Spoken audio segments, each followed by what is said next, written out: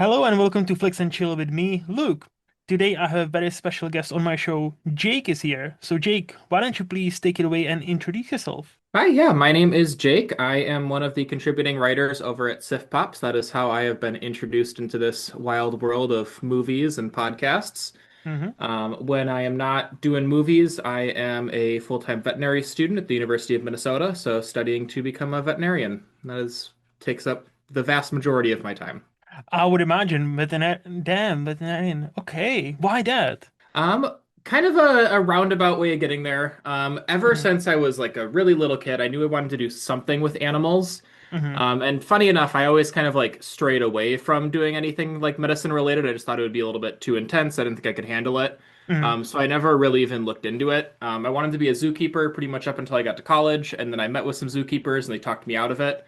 And then I just kind of bounced around a lot of different things out undergrad. Never really knew what I wanted to do. I Hmm. graduated, and then I just got a job at a vet clinic because it was whoever would hire me at the time. Hmm. And I just kind of instantly fell in love. I worked as a veterinary technician for 5 years and then started vet school a year and a half ago. Nice. What did the zookeeper say that they're like, you know what, let's not do that. Like, is the pay that shit or like what's happening there?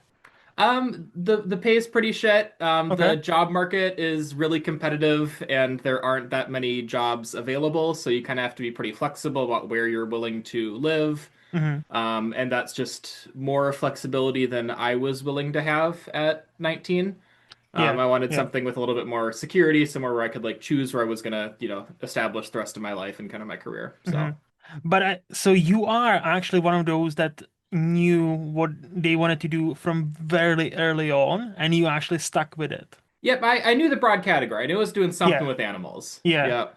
That is very good, very cute, I'll say. The only reason I'm saying it is my sister has two kids, boys. One of Hmm. them will turn this year, 2026, because we are recording it obviously 2026. He's gonna turn 10.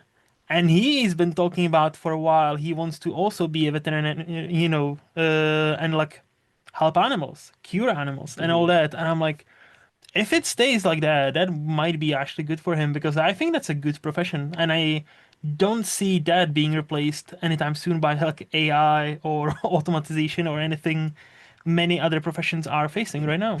No, yeah, people are trying, but I think it's pretty secure. I mean, like even like in normal quote unquote like human doctors, I don't think they are going away anytime soon. Like, can you have machines perform certain surgeries? Like maybe in like 10, 15 years? Yeah, I can see that.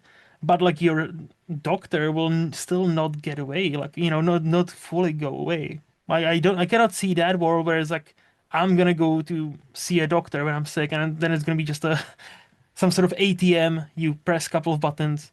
Yeah, you have called. Hmm. Take this, thank you next. I cannot see that world. But maybe. I don't Yeah, know. no, and it's definitely like the primary care physicians are a little bit more Mm. secure. Some of the specialty services are a little bit more at danger of kind of being phased out or being kind of have reduced roles.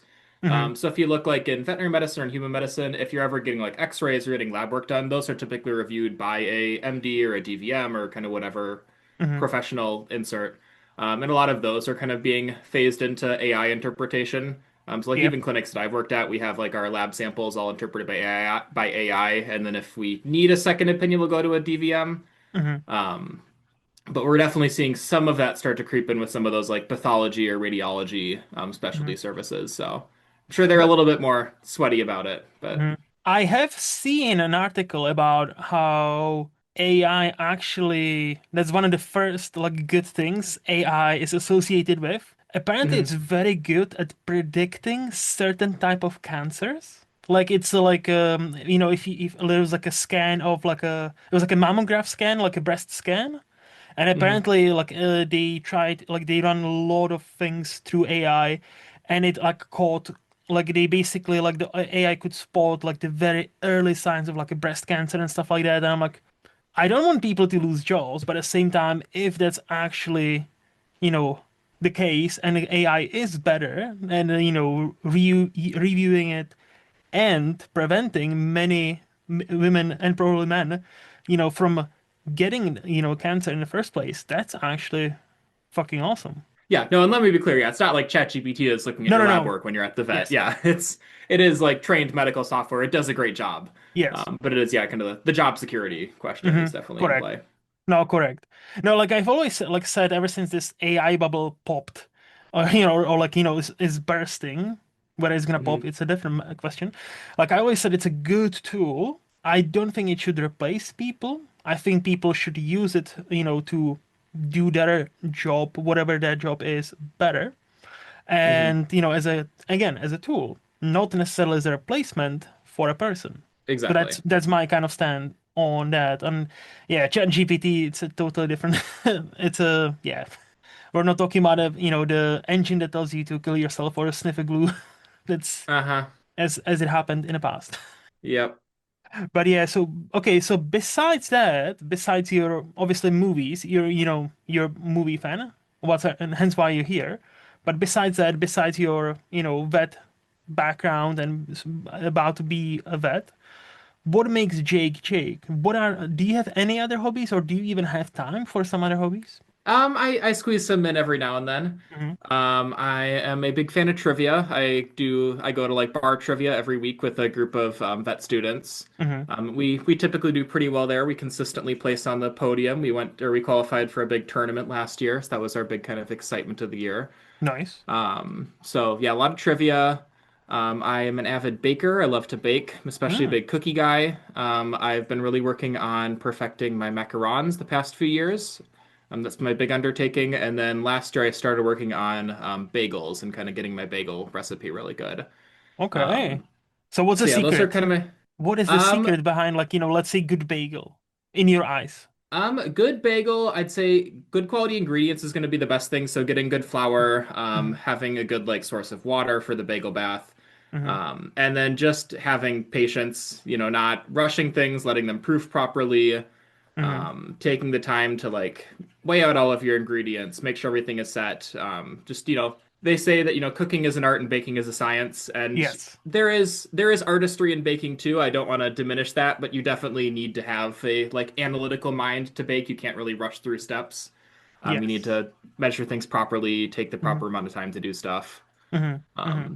And really, really hone your craft. It's a skill. You have to practice it to get better. You're not going to make a great Hmm. batch your first time. Just keep No, trying and trying. yes, correct. And as you said, it's a science. Like it's like I think that's why I prefer cooking because like if you put a bit more salt or a bit more of the seasoning, it's not gonna ruin the dish. Whereas if you're baking something and you put a bit more flour or like an extra egg or something, suddenly it's Hmm. like, oh, this came out like looking like shit, and this tastes like shit. I'm not gonna Yep. bake ever again. Yeah. Well, that's the thing with baking too is you can't really taste as you go because if you just eat Yep. your, dough, it's just gonna taste like dough. Yep.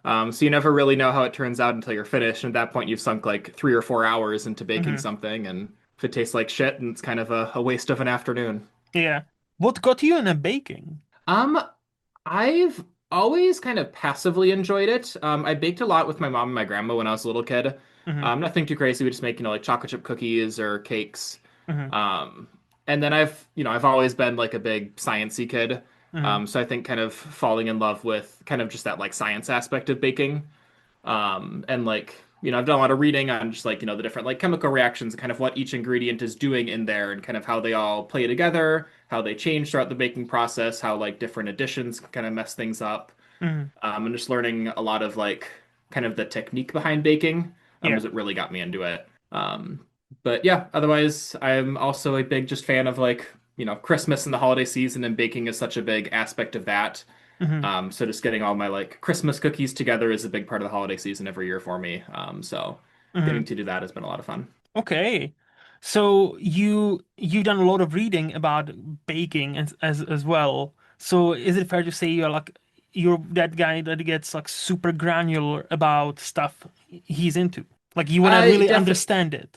Yes, no, I would definitely say that I have like an obsessive type personality, Hmm. where I will definitely get very into whatever it is that I'm doing. Hmm. That's worked very well for me as far as like school goes, because I can just get like sucked into a topic and sit and study for hours without really like losing my mind. Hmm. Um, but it can also make it a little bit difficult to get into new hobbies because I struggle with that like kind of beginning phase in every hobby where you just kind of suck at what you're doing. Yes. And I want to just like skip to the part where I'm good at it. Yeah. And so kind of trying new things can be a little bit tough just with that like personality feature of mine, I suppose. Yeah, no, I know that quite well. Like when you're trying something new and you're not immediately great, and it's like, oh, why am I so bad at this? Because yeah, like Yeah. he should be bad. Like most of the times you start something, it's gonna be tough. It's gonna be hard. You just need to stick with it. hmm Yeah, yeah. So, okay, your life on a line, some, like your baking can save you. What is that one thing you mastered so well, you can nail every single time? I have a great recipe that's been passed down to me from my great grandmother Hmm. for, um, we call them gingerbread cookies. They have more in common with like a Norwegian pepperkakor. Mm, They're not quite like a typical American gingerbread. But that's a great recipe. I actually entered it in a competition at the Minnesota State Fair. I'm from Minnesota. hmm. Um, and won fourth place out of like 60 entries. So That's feel good. pretty good about that recipe. Yeah, I make it every year for the holidays. It always gets rave reviews. That would definitely be my kind of number one cookie. Okay. Would you usually eat it with like milk? Um, with milk, with hot chocolate, I'll just eat them plain, buy Hmm. the dozen Hmm. out of the box, just sitting there munching on them while I watch a Christmas movie or something. Yeah, yeah. Um, but yeah, Okay. no, they go with anything. Nice, nice. So you mentioned Minnesota, so correct me if I'm wrong, that's a state, that's not a city, correct? Correct. That is a state in the Yeah, US. yeah. Do you want to specify where exactly you live? We don't have to. I obviously like I know some people don't want to be out on the internet like that. No, it's okay. I mean, it was implied. I'm a student at the University of Minnesota, which is in Mm, the Twin Cities region of Minnesota.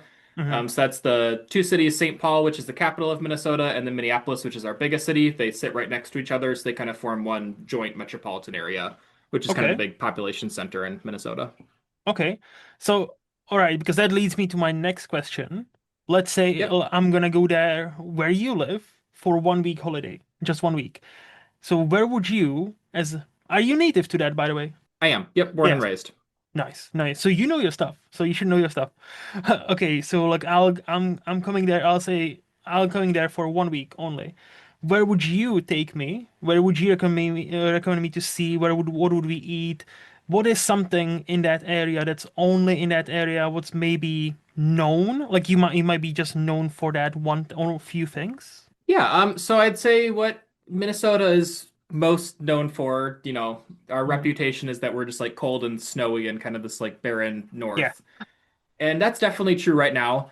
Mm. This morning when I went out to walk the dogs, it was like 15 degrees Fahrenheit, so that'd be, I don't know, like -6 Celsius. That's low, And that's yeah. the yeah, it's the warmest it's been all week. So it's definitely true at this time of year that we are, cold and snowy. And if you don't like the cold, then don't come to Minnesota in the winter because that's what you're gonna get. Mm. But growing up here, you kind of learn to embrace that and to love it. So grew up big into like the snow sports. I haven't skied in a long time, but I used to be an avid downhill and cross country skier. Mm. We would go, sledding a lot. We go ice skating, just, stuff to get you outside and actually enjoy being outside. Hmm. Give you like a reason to look forward to the winter and the snow was always kind of just a big part of growing up here. I don't know anybody who like didn't do some sort of winter sport Hmm. growing up just because you had to learn to enjoy the winter. Yeah. But for most people, I would say it's better to visit Minnesota in like the late summer to fall. That's kind of our best time of the year for us here. Very beautiful weather. We've got a lot of nice like fall colors on the trees, especially if you go up to like northern Minnesota. Hmm. We're obviously the land of 10,000 lakes. That is our kind of state motto. I believe they always talk about in tourism. I think it's true that if you add up all of the lakes, Minnesota has more shoreline than the state of California does. Okay. So we've got a lot of nice beaches on the lakes. We obviously don't have an ocean, but a Hmm. lot of kind of water sports stuff to do. And then the Twin Cities specifically has a really great art scene. So if you're into any of that, we have a huge theater scene. Another stat that we always heard growing up is that we have the second most theaters per capita outside of New York City. Mm. So a lot of good theaters to go to, a lot of little local playhouses. We get all of like the big Broadway shows on tour. We were the home of August Wilson, the playwright. Movie fans would best know him for like Fences or Ma Rainey's Black Bottom.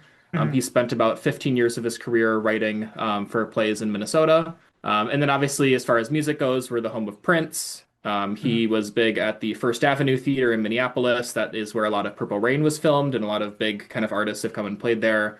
And then he also has his home at Paisley Park, which is just outside the Twin Cities, turned a museum since he passed. Bob Dylan's from here, Lizzo, kind of a lot of other big kind of Hmm. names. Hmm. So great art scene. Our food is nothing special. We're, you know, kind of bland Midwest American with a lot of like Northern European influences. So nothing too crazy on the food scene. It's been Hmm. getting better as we get kind of more like migrant and diverse communities moving into the cities. Hmm. So we've got a few kind of restaurant groups that are popping up, a few better restaurants that have opened in the past like 10, 15 years. But we do have a really good craft brewery scene. So if you're into like craft beers, a lot of great options here. Yeah, that sounds interesting. I wouldn't have guessed Minnesota, would have second highest like theater per capita besides New York.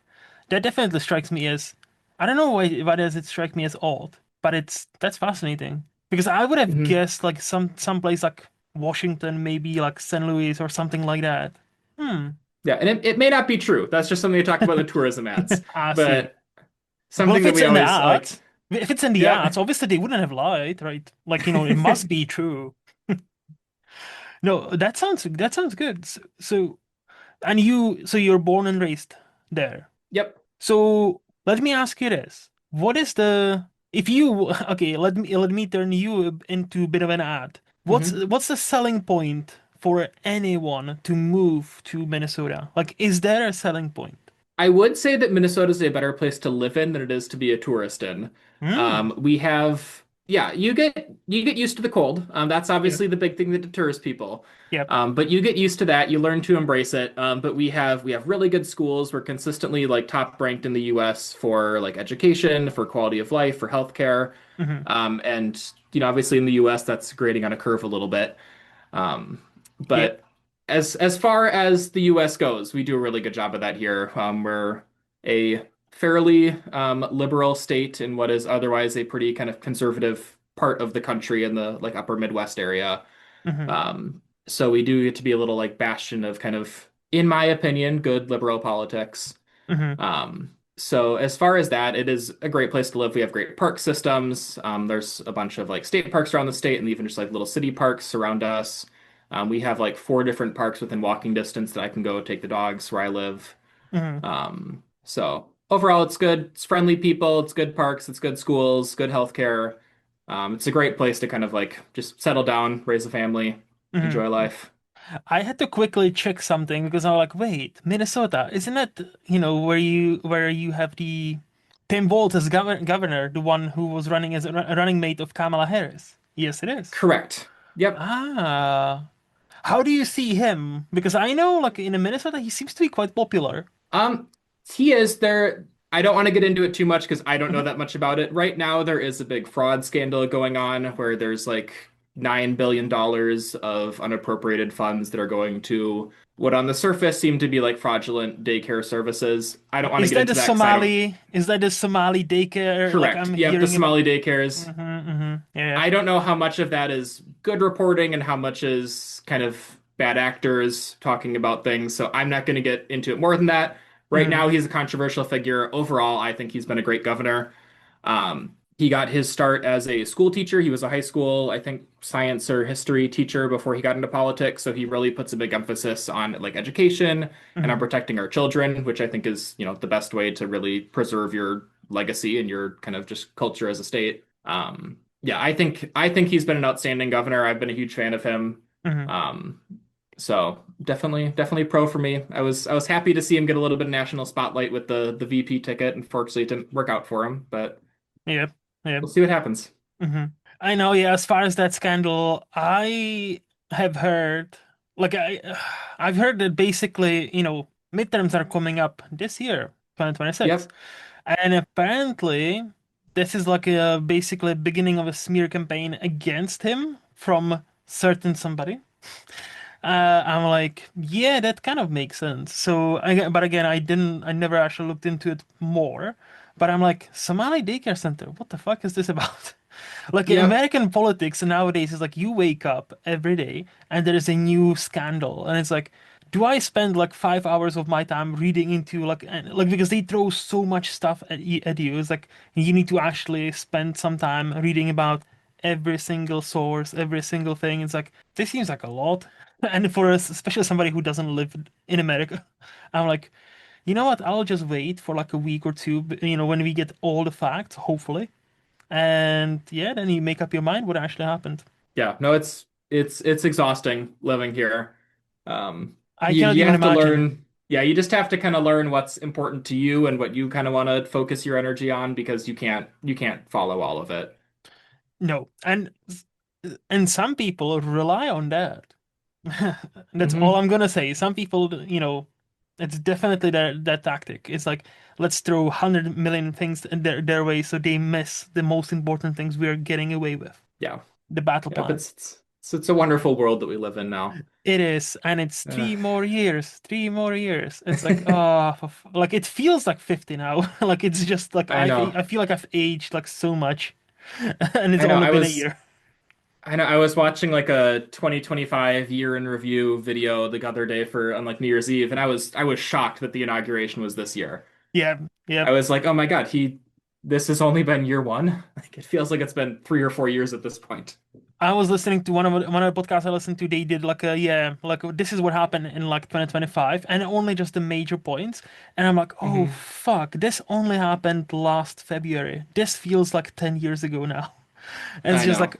like the LA fires happened like last January, and I'm like, holy shit, that just feels like a distant memory. But no, it's only been a year. Yeah, no, 2025 has been a long year for everybody, I think. I mean, we can only hope 2026 will be better. So far, we are recording on the 3rd of January as the Venezuela thing is happening right now. Who the fuck Hmm. knows what's gonna happen in 2 weeks when this episode will go live? Because yeah, that's another powder keg. And I'm like, Jesus, man, we are off to a great start. It's only been 3 days. Hmm. Well, it's all uphill from here. We can only Hopefully. hope. We can, yes, we can only hope. It But can no, always get worse, I suppose, yeah. yeah, yeah. We have a saying in where I'm from. Don't worry, it will get worse. That's just yeah. No, but Minnesota actually sounds like it sounds like not a cool state, but it sounds like a like a homey state. It's like it seems like more like a comfy state. Like I think what you said before, like nails it. Like it's not a touristy state as much, but it's more like where you actually go and settle down and have a family and like live. Yeah, no, I would generally agree with that. We don't have a huge tourism scene here. We don't have a ton of like huge attractions. I like our biggest tourist attraction. We have the largest mall in the country. So a lot of Hmm. people come out for our shopping mall, the Mall of America. Okay. How large is Um, that? it's about the size of the nation of Monaco, I believe. So it's just under like a square mile. Jesus. Um, yeah, it has a full indoor theme park inside of it. It has an aquarium, a couple hotels, and then, a few hundred retail stores. Yeah. It's Wow. it's a big mall. Yep, and that's just it was 20 minutes from where I grew up, so that was just the mall that we went to whenever we had to like go shopping. So never really That thought much of it, but yeah, you could just go like ride a roller coaster, with going to the stores. Yeah, that's totally normal. Yeah. I'm just gonna do my shopping whilst and then I'll just jump on a roller coaster on my way back Hmm. home. Oh, that was my next question. So obviously you've been many times. Yes. Yep, and many Okay. times I was just there a couple weeks ago doing some Hmm. holiday shopping. So, okay, I never heard of like a roller coaster inside of a mall, so maybe this might be a stupid question. What is the best roller coaster in that mall?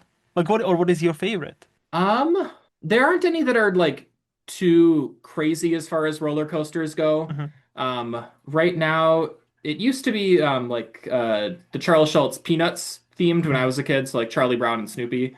Yeah, Now it's all Nickelodeon themed, of so like course. SpongeBob. SpongeBob, So yep. there's a SpongeBob roller coaster that's pretty cool. It's got some like big drops and Hmm. I don't think there's any loop-de-loops, but there's some like hairpin turns on it. Hmm. There is a flume ride, so kind of like the logs on the water, that's themed after Paul Bunyan, Mm. who's a big like American folk hero. I don't know if you're familiar with him. I've heard the name. If you asked me, do you know what he's done? I'm like, I don't know, but I've heard the name, Paul Bunyan. Yep, he's like a 50-foot tall lumberjack who is a big like folk legend around all different parts of the Midwest. A lot of different kind of states claim him as theirs, Hmm. Minnesota being one of those. There's a ton of like statues of him and his companion Babe the Blue Ox, who is like a 50-foot tall ox who's bright blue. And there's all sorts of legends that like he created all of the lakes in Minnesota with Hmm. his like footprints and he carved the rivers with his axe and just big like kind of old settler folk legend. But yeah, there's a flume ride that's themed around him that was one of my favorites when I was a little kid. Hmm. And then just a few just kind of like generic roller coasters that kind of ride around the place. I do like how in that legend there's a 50-foot guy and his ox is the same, is the same height as him. Because usually you would imagine the ox would be slightly smaller than the guy. I feel like he is probably a little bit short. I guess when you look at the statues, it's been a while since I've heard the legends. Because like, like if you imagine like your stereotypical, I guess like you can have a tiny man and a normal size horse and the man would be shorter than a horse, sure. Hmm. But like if you imagine stereotypical horse, like the horse is like slightly taller than a man, but not that much. And depending on what kind of man, like LeBron is probably, LeBron Yeah. James is probably taller than most of horses. Or most of NBA players is like, they're fucking beasts. So like, Uh-huh. but no, okay, that's an interesting legend. I was gonna say Yep. like Yeah. 50 foot guy that he definitely existed. Yeah, I can see that. Yep. Yeah. Very tall man, very tall ox. And they built the lakes and basically the state. Yep. Yeah. They carved the geography of the state as kind of our legend around him. And I think Hmm. a lot of other states claim him as their kind of icon as well. And so I don't know, So a lot of how many controversy states? apparently. So how many states claim him as his? So Minnesota. Minnesota, I know a few around the Midwest, so like Wisconsin and Michigan, I think have their own legends. And then I know Hmm. like the kind of Northeast US, so like Maine and New Hampshire, I think also have their own like Paul Bunyan legends. Hmm. I don't know exactly how many and which ones, but I know it's quite a few who all Hmm. claim to be the origin of Paul Bunyan. I feel like there should be some sort of like a lumberjack competition between those states, and whoever does the best, that will be the ultimate state of, Paul Bunyan. Like, I don't Hmm. think there's any other reasonable way to, to actually decide that. Yep. And we do have lumberjack competitions here in the US. They're a Well, lot of fun to watch. Yeah. exactly. That's what I'm saying. Like, I know they exist, so might as well Yep. make it the official. Like, like, hey, this is the official Paul Bunyan one. The only problem is, how do you establish which one is the official one? I don't know. How? Yeah, they have a Lumberjack World Championships that's in Wisconsin every year. I went there Hmm, 15 years ago when I was a kid. okay. Um, so maybe that one can like take the title of whoever wins there can be Paul Bunyan for the year.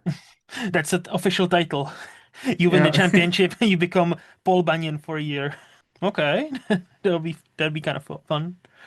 Hmm. But no, Minnesota sounds pretty cool. Like again, like homey. Like I like the more you describe it, the more I'm like, I see what you mean. I see what you mean by like it's not a touristy state. It's more like you go there and live there state. Yeah. That's No, it's not gonna make anybody's like top 10 list for best like cities in the US to ever come hmm. visit, Hmm. but it's a great place to like live to or to kind of settle down. Yeah, yeah. Well, I think with that we can move to the this or that game where I'll give you two options and you'll tell me which one Okay. would you prefer and why. Okay. So Jake, iOS or Android? I have been an iOS user for, I don't know, 12, 15 years. So my answer is iOS, but I don't have any like particular brand loyalty to Apple. Hmm. I don't use like any of their computers or MacBooks. I just have the phone and an Apple Watch. Hmm. And at this point, it's just kind of out of convenience, just because that's what everybody has here in the US at least. Yeah. So iOS, but a soft iOS. So you can imagine your life, let's say your phone breaks down and you can imagine switching to Android?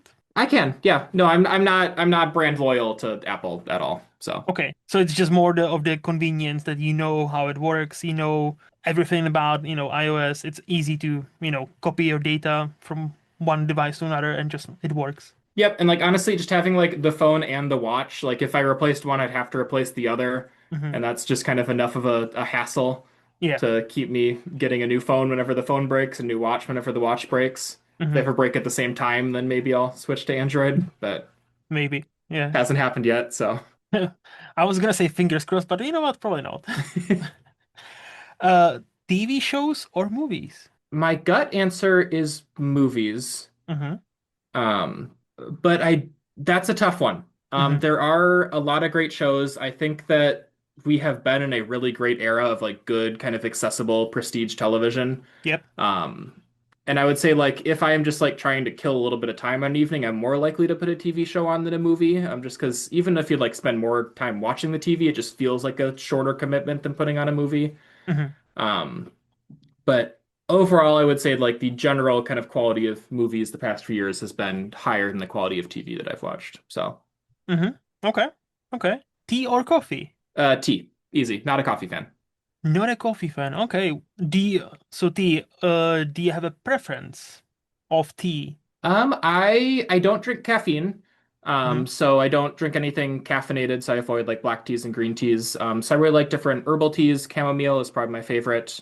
Hmm. But some other like I'll drink a lot of like mint teas and like peppermint tea, especially kind of this time of year when it's a little bit colder. But yeah, overall chamomile would be my number one choice. And do you have any specific brand you really enjoy or just chamomile in general? Just chamomile in general. I'm not brand loyal to anybody. Yeah. No, that's fair. That's Whatever's fair. on sale. Yeah. Whatever. Sensible. Yeah. Money or free time? Ooh, these are tricky questions. I know, right? Since I've been in school, I would say free time. Mm. Because as a full-time professional student, I don't have either money or free time. Yep. And I find that it's the free time that I miss more than the money. And what's the point of a lot of money if you don't have any free time to use it with? So, Hmm. So free time. free time. Okay. Okay. Honesty or other people's feelings? I would, my gut answer is other people's feelings. Hmm.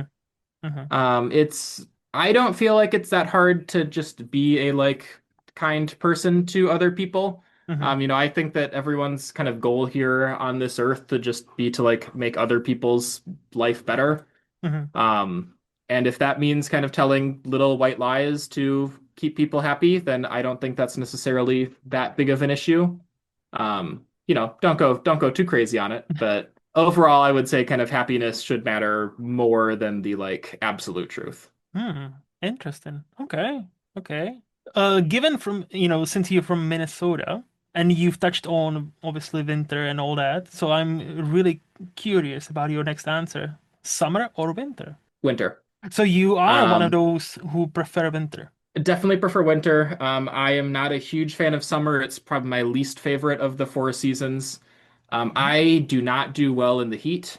I Mm. am definitely somebody who grew up in a colder climate. Not that Minnesota does get warm in the summer, Mhm. um, but honestly, anything above like 70 degrees Fahrenheit, Mhm. I can't do that quick math in my head. I don't know what that'd be like 25 Celsius. I think that's about Um, that, yeah. yeah. Anything above that, and I'm starting to feel uncomfortable. And like in the Mhm. winter, you can always add on more layers and get a thicker jacket and be comfortable. In the summer, you can only take off so much and have it be socially acceptable outside. Yes. So yes, definitely winter over summer. Okay, but a quick question. So you say you prefer winter, but do you actually go on like let's say walks in the winter, or do you prefer winter being cozy at your place? I have two dogs, so I am forced to go on walks twice a day with them just to kind of Hmm. take them outside. So I Hmm. do end up outside probably a little bit more than I would like in the winter. Um, when it depends. There are some days where it is like physically not safe to be outside because it is Hmm. so cold here in Minnesota. Yeah. I don't go on walks then. But when it's a little bit warmer, I definitely will kind of go outside, go for walks. Like I said, grew up going skiing, going ice skating. Hmm. Hmm. So I do still get outside in the winter. Okay. Because I know some people prefer winter, but they always have the caveat of, yeah, because I can stay home and be cozy and all that. And so it's like, so you don't prefer winter. You prefer snow as long as you don't have to go into the snow and like shovel the snow and shovel your like driveway or whatever. Hmm. I'm like, yeah, okay. Hmm. Probably the most important question of all, ninjas or pirates? Pirates. Just going on Hmm. pure gut instinct. Don't have a particular reason for that. I think it's what I gravitated to a little bit more when I was a kid. Okay, that's Maybe, fair. I don't know. The Pirates of the Caribbean movies came out when I was young, so Yes, probably that's impacting that a little bit. It's and been a while since there's been any good ninja movies. that is true. That is very true. And last question, free will or destiny? I believe in free will. I think that, the world is your oyster. You can do with it what you choose. You can, choose to make good decisions or bad decisions with the hand that you've been dealt in life. Hmm. You may not necessarily get to choose the cards, but you get to choose how you want to play them. Interesting. So you fully in free will. I would say, yeah, I'd say I'm pretty fully in free will. Okay. There is obviously, you know, some stuff that is kind of predestined. You can't choose where you were born or the family that you kind of were born Yep. into. Hmm. So I guess in that place there is a little bit of kind of, predestination, Hmm. but I think kind of, from time zero, kind of what you do is stuff that you have autonomy over. Hmm. Okay. That inter very interesting, really. Because I have many Americans here on the podcast, and usually, like I would say, a good 80%, they say mix of both. And I'm always been fascinated with that. So like you're one of the few that chosen one or the other, like 100%. Hmm. So that's okay. Always I'm just fascinated, like with this question, which, what that person picks and why they pick it. So like it always gives me something to think about. Okay. Yeah, no, and I think so much that is cultural too. Yeah. So Yeah. especially with like free will versus destination, Yes. Yes. very much baked into like religious upbringing and kind of cultural values. So Hmm. Correct. Yeah. Well, before we move to the Flix part of this podcast, do you have any hot takes or controversial opinions you would like to share with us? I've got a few. I've got a few that Hmm. I came up with. Oh, he came prepared. Let's So go. I did. I came prepared. I thought of a couple things. So one that we've kind of touched on a little bit in our earlier conversation is that I feel very strongly about like generative AI, Hmm. and ChatGPT and Midjourney and any of those programs. And I would say that I think they are like a blight on our society and one of kind of the worst things that we've come up with in the past 5 years. Hmm.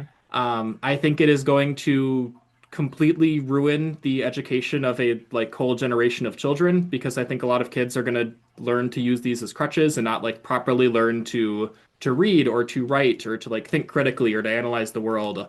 And I don't think we're going to understand the impact that that's had for another probably 10, 15 years until some of these kids grow up and are forced to face a world that they're not prepared for.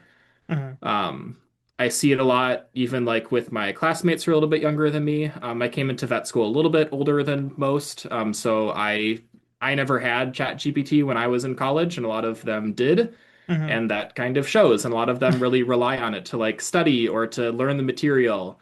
Hmm. And I think it's easier and it's faster, but it really does you a disservice. And yeah, I think it's making people worse writers. It's making people, worse programmers, kind of just worse at Hmm. really any of the stuff that we are using ChatGPT for. Like I agree in principle that there is a world where it can be used as a tool and to kind of supplement a skill set you already have. Hmm. I don't think it can be used to replace a skill set that you don't because it's not perfect technology. It makes mistakes, and if you aren't already an expert on what you're using it for, you're never going to notice those. And Hmm. those mistakes are just kind of going to perpetuate and just cascade, and there's going to be a huge snowball effect. So I think it is a very bad thing. I think it's a lot scarier than the media is making it out to be. Not even so much in the like it's going to steal all of our jobs, but just that it's going to make like the human race worse and stupider. And we should be more concerned about that. Hmm. I think this is going to be a bit boring because I 100% agree with you. Like as I mentioned before, I believe in this being a good tool for somebody who already knows what they are doing, meaning Hmm. like programmer. Like I'm in IT. Like I'm not a developer by any means. Trust me. No, no, that's not my skill Hmm. set. But if you're a developer, and you know what you're doing, like developers use it to check, like, hey, write me this function. And if they know already what they're doing, for them it's faster to then fix their mistakes, the AI mistakes, than trying to come up with something on their own. And it saves them a bit of time here, a bit of time there. Cool. And yeah, like, if you want something quick, or if you've been, spending some time on this one problem, yeah, if you try some ChatGPT or whatever, maybe it gives you a different idea. Okay, cool. But like to actually start, like, that's your point one to do anything is open ChatGPT. Yeah, I don't think that's great. Also, you mentioned, and I'm afraid of it from a different reason. Have you seen what is it called? Sona videos? Sona 2? I've heard of them and I've seen a couple like clips on social media. I haven't looked too much into it. I kind of on principle try to avoid AI and AI generated Hmm. content, but I'm familiar. Because basically, what I'm trying to say is, so there's a Sona, and now there's a Sona 2. That's only in the last month or two, if I'm not mistaken. I might be totally wrong. Hmm. But that one generation, holy shit, it makes so much difference. Because now I've seen pictures generated. It's indistinguishable from actual real life pictures, real life people, and the same for videos. I've seen videos where like there's this fun, people now use it for fun stuff, obviously. Like where it's like a cat playing bunch of tools on this like veranda, and like it's Hmm. it's being recorded, quote unquote, as like with like a ring camera, like a doorbell camera. The way Hmm. it imitates the camera quality, the audio camera quality, the like honestly, if it wasn't for the cat doing the most ridiculous shit, you wouldn't have known that's an AI. Same with the pictures. So my main worry has been for the last 2, 3 years. This point, we have now reached the point where anybody, you and I, can Hmm. make a video of the most gruesome shit, make an audio that sounds indistinguishable from the real audio from somebody famous because they said many lines, many clips you can take, and you and we can create the most bizarre 100 hours of fake news Yep. and release it. And it's gonna be indistinguishable from the actual real life stuff.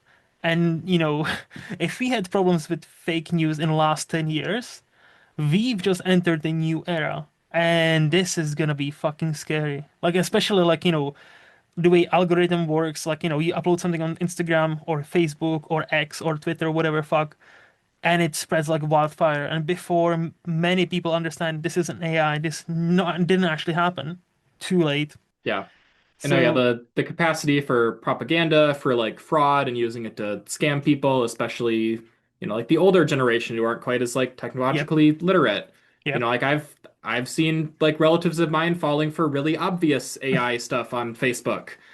And so as it gets harder to distinguish, it's going to get kind of even worse. So, No, it's so yeah, on this topic, I'm 100% with you. Like, especially the generative stuff that like can create actual videos, actual pictures that you cannot. They don't even have like most of them. They don't. You can even erase the watermark, so you don't even know created by this and this. No, you can. And yeah, and it's gonna be fun times when it's gonna be, yeah. and some groups will start using it to spread the most fascinating fake news.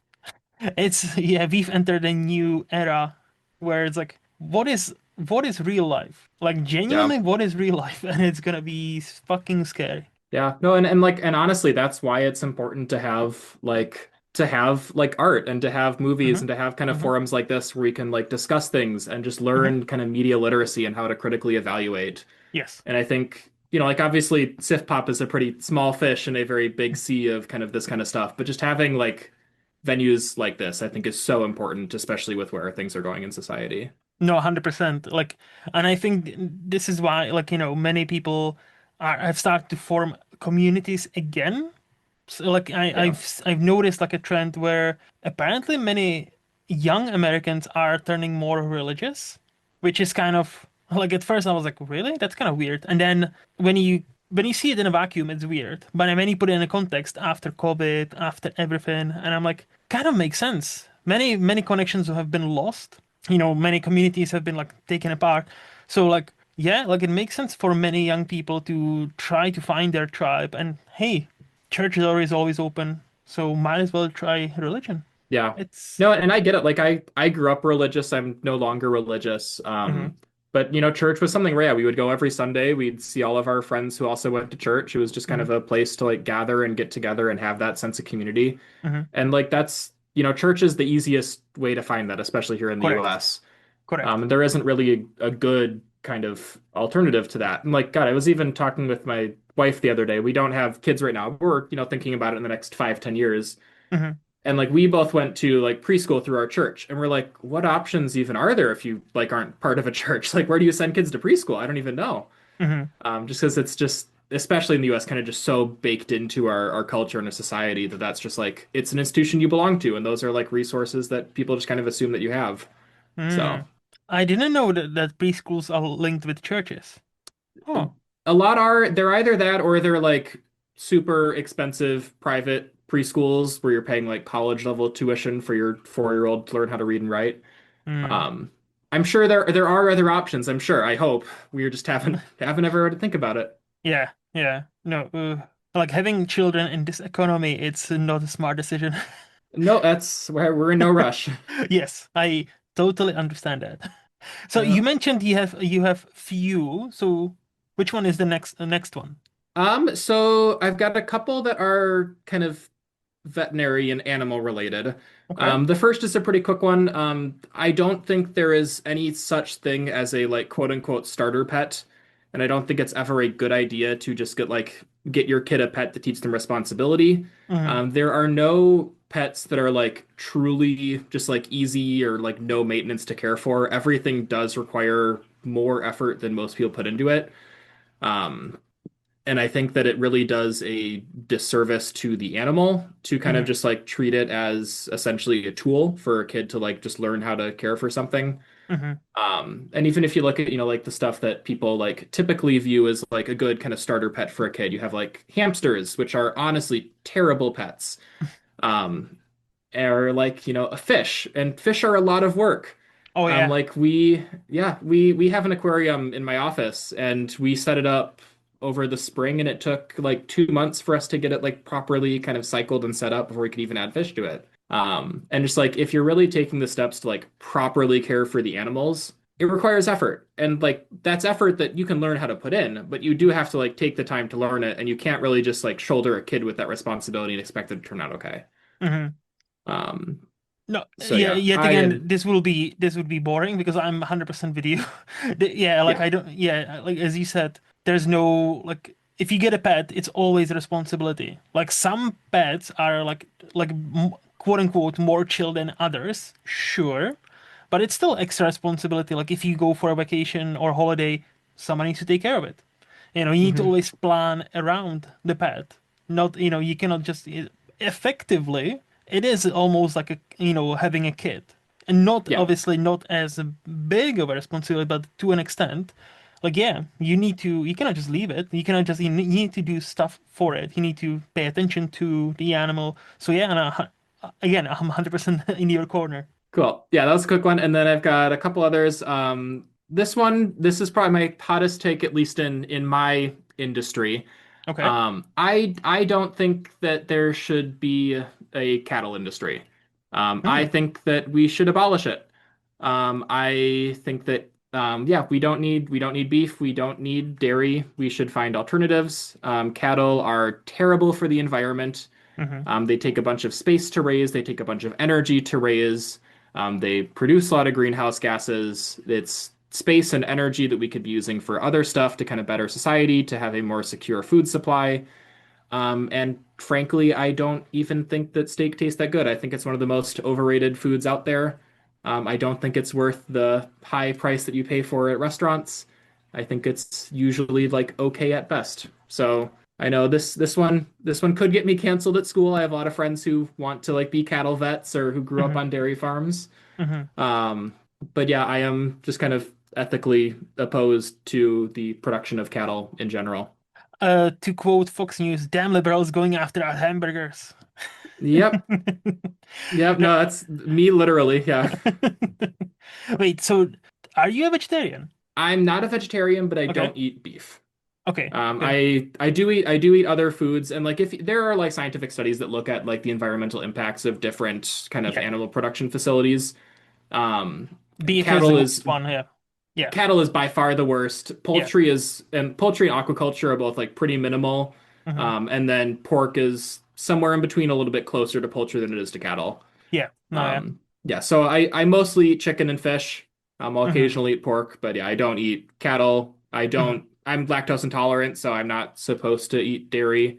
Hmm. I'll admit that I have cheese and ice cream every now and then. I'm not perfect, but I Hmm. probably shouldn't. So be better for me if they got rid of those two. No, like yeah, I'm not necessarily like I'm with you in spirit because like I've read exactly what you're talking about, so I am aware that like beef and cattle industry and all that is quite bad for the planet, especially like what are you saying? Massive farms, like where it's like literally just like a conveyor belt almost. It's not even a Hmm. farm. It's just like almost like a legal distinction that this is a farm, but it's really not. It's not Yeah. the like if it's like the farm many people think of, nice farmer with his wife and children and having a bunch of cows running around roaming free. Okay, cool. But not like not like the massive stuff we need to feed all the people that exist. And I am trying to eat less meat in general. Hmm. I will say I definitely do not agree. I think steak is delicious because where I live, Scotland, we have the Angus beef. Those steaks are fucking great. And I love cows. I love cows. So like, but again, like, I'm not gonna have a steak every single week, right? Like it's Hmm. no, it's that's not that. Like I'm trying to eat less meat in general, but I don't think I'll ever would go proper vegan, vegetarian, not even like just chicken. Like what do you do? Like I wish I could do that. I do like me some beef every once in a while, Hmm. but it's one of those like it's hard to argue because like yes, what we have created as a society, it's not quite sure how sustainable it is because like the quantities we need to feed just America alone, just Americans, it's insane. Hmm. Yeah, no, it's crazy. And like, even when you're looking at like yes, obviously kind of the big factory conveyor belt farms are concerning both from like an environmental standout and also just like an animal welfare Yes. aspect. But like even kind of those like, smaller like 100 head cattle kind of mom and pop operations, like those still do have an impact. And if you look at like even like free range cattle and just the impact of overgrazing on kind of those like ecosystems, it makes your kind of landscape more susceptible to like runoff and erosion, and you're polluting the rivers a little bit more. Mm-hmm. There's so many just kind of downstream effects from cattle operations Mm-hmm. um, that I don't know, they're concerning to me, and I feel Mm-hmm. like we should try and kind of minimize those. And it's never going to happen, Mm-hmm. but a man can dream. A man can dream indeed. Yeah. Do you All have right, and any? then Yeah. one last hot take. This is probably the one that gets me the most shit from my friends at school. But I don't believe in reheating any of my leftovers. I think that food is generally better cold than it is warm. Um, Mm. there is not, with the exception of like soups that are supposed to be served hot, there isn't any food that I ever like reheat if I'm going to be eating it cold or a second day. So like I love cold pizza, I love cold pasta, um, Hmm. cold rice, cold chicken. I will eat anything cold. There is very little that I ever throw in a microwave.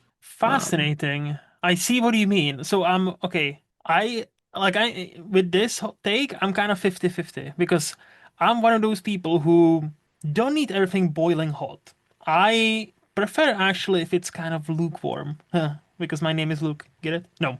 No, but I genuinely like no, I prefer like, I don't need it piping hot. Like I no, if it's slightly, if it's genuinely like lukewarm, it's like, perfect. Great. And when it comes to reheating, I cannot like when he said pizza, I was like, yeah, I can see it, I can see it. And then he said pasta, I'm like, hmm.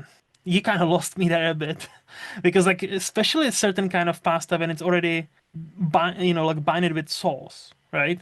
Hmm. That microwave, or even if you put it on a pan for a few minutes, that just wakes it up a bit. Where it's like there's nothing, especially if it's something like spaghetti or something like that. Those are just chunks. Those are just chunks of flour binded with tomato sauce. And I'm like, that's not enjoyable. Like I'll give you certain meals like pizza. I'll give you like obviously like salads, stuff that doesn't have to be microwaved, obviously.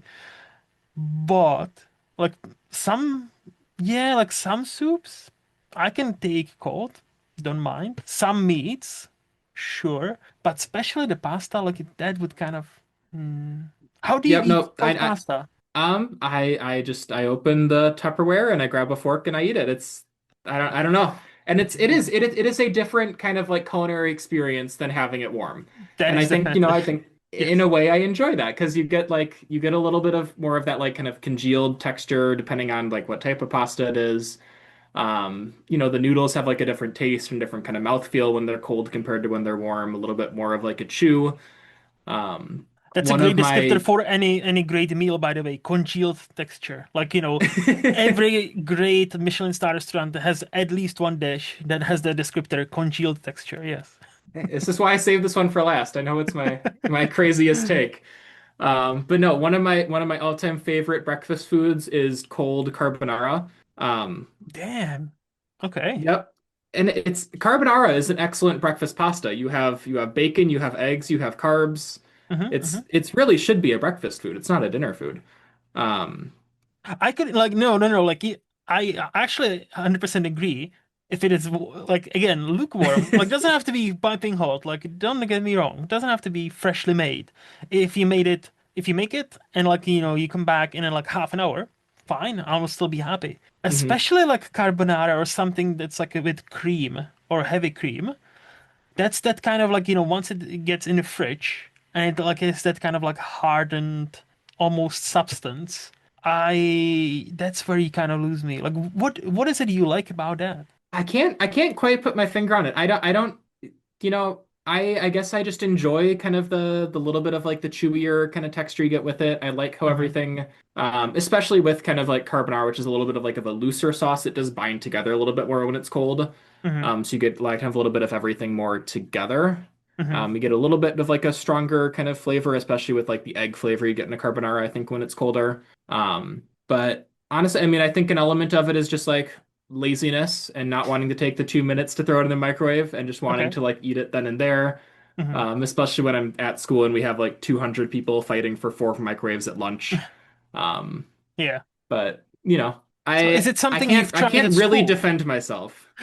Oh No. yeah. You don't have to. Like, but I'm just trying to figure it out. So is that something you started doing because of, as you said, school, 200 people fighting over four microwaves, and you kind of gotten used to it? Yeah, no, that's definitely when it started. Was just like for convenience at school where I Hmm. could just like pack a lunch and not have to worry about reheating it. Yeah.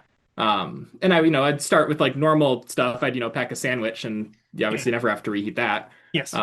But then, I'd be like, oh, I had pasta for dinner. I guess I could just take that and eat it cold. And then I ate it and was like, hey, this is not too bad.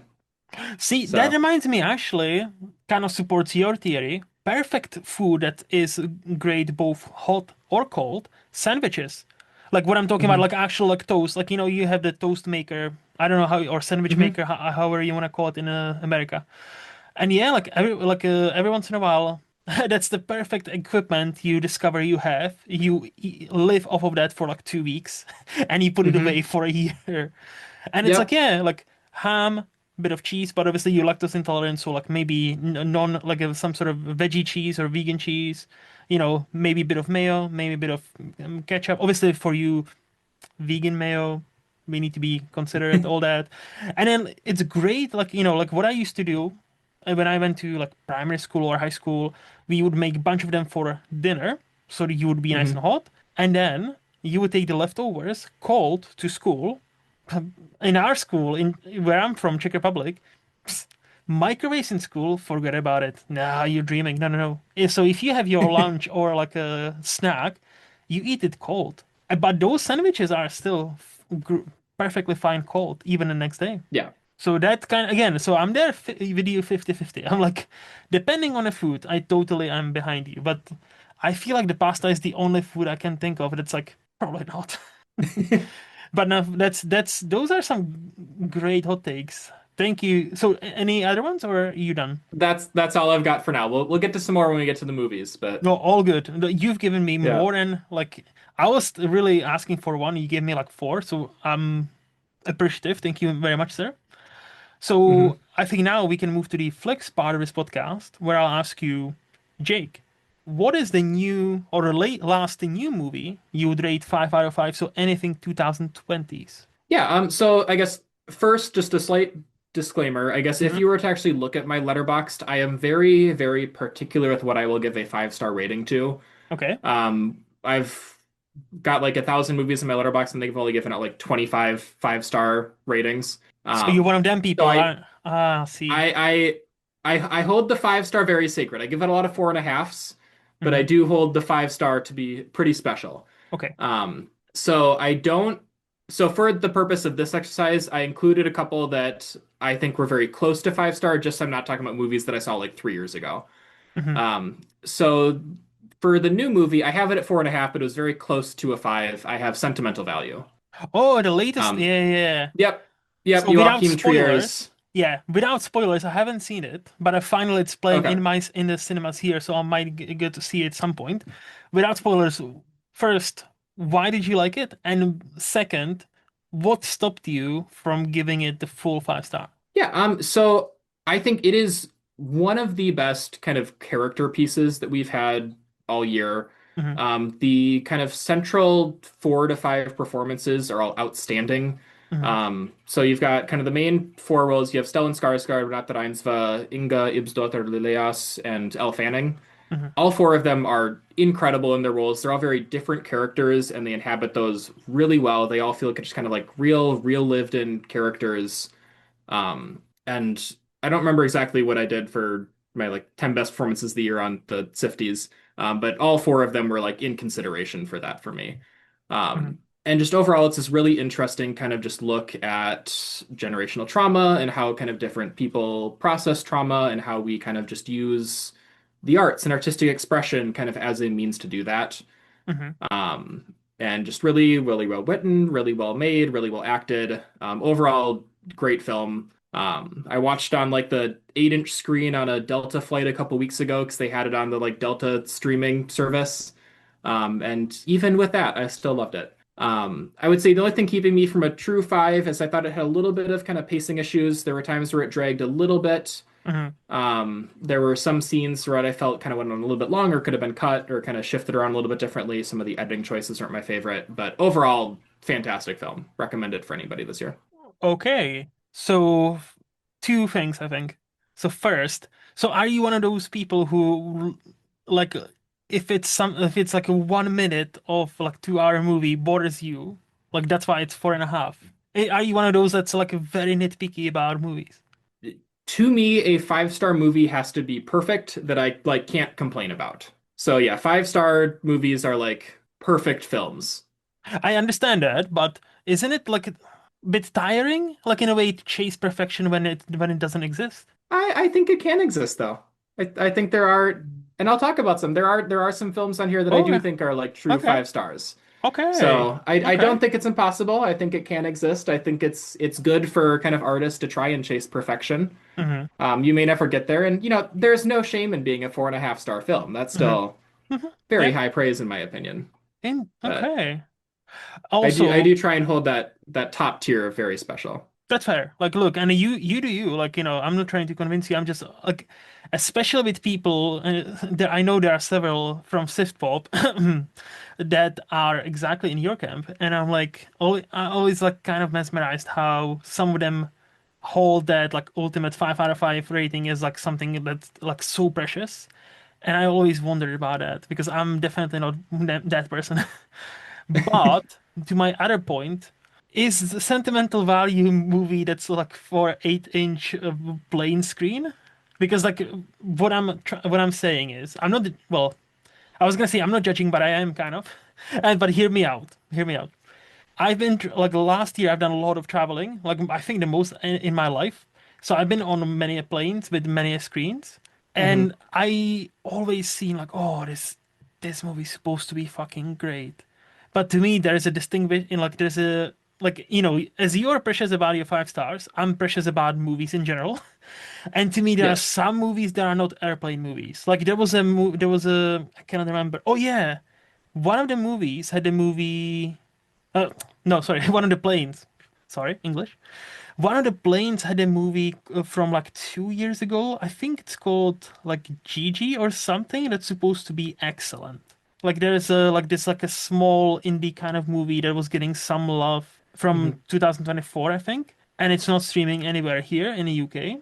And I saw it and I was like, oh, I would love to see it. But I'm like, but I feel like that's the kind of movie I really want to see in a comfort of my home and on my nice 4K TV with my decent enough audio system, not on a Hmm. airplane. So I guess my point is, do you have that distinction between like, as if you're chasing for perfection, what's the like, how aren't you setting some movies for a failure if you watch them on an 8-inch screen on a plane? I I completely agree with you. No, it is not Sentimental Value's fault that I watched it on an Hmm. airplane. And I try not to hold that against it. I do Yeah. admit, like I do want to watch it again on like my Hmm. proper TV and Yeah. with like the proper setup, and maybe it will go up to 5 stars there. Hmm. As far as plane movies go, I think it is one that is perfectly fine to watch on a plane. It's a Hmm. kind of character-driven drama. You Yeah. get there's not too much reliance on like good visuals or great sound quality. You still get the full impact of the performances, even if it's on a tinier screen with Hmm. like crappy headphones. But yes, no, I agree with the principle. Hmm. I remember a few years back I tried to watch Batman v Superman on a plane, which like on its own still is not a great movie, but had like none of the value that it does have just watching it on that tiny screen. It bored me to tears because I could barely see any of the action that was going on. So, still And not a even great movie, but definitely was taken down a few pegs because of that experience.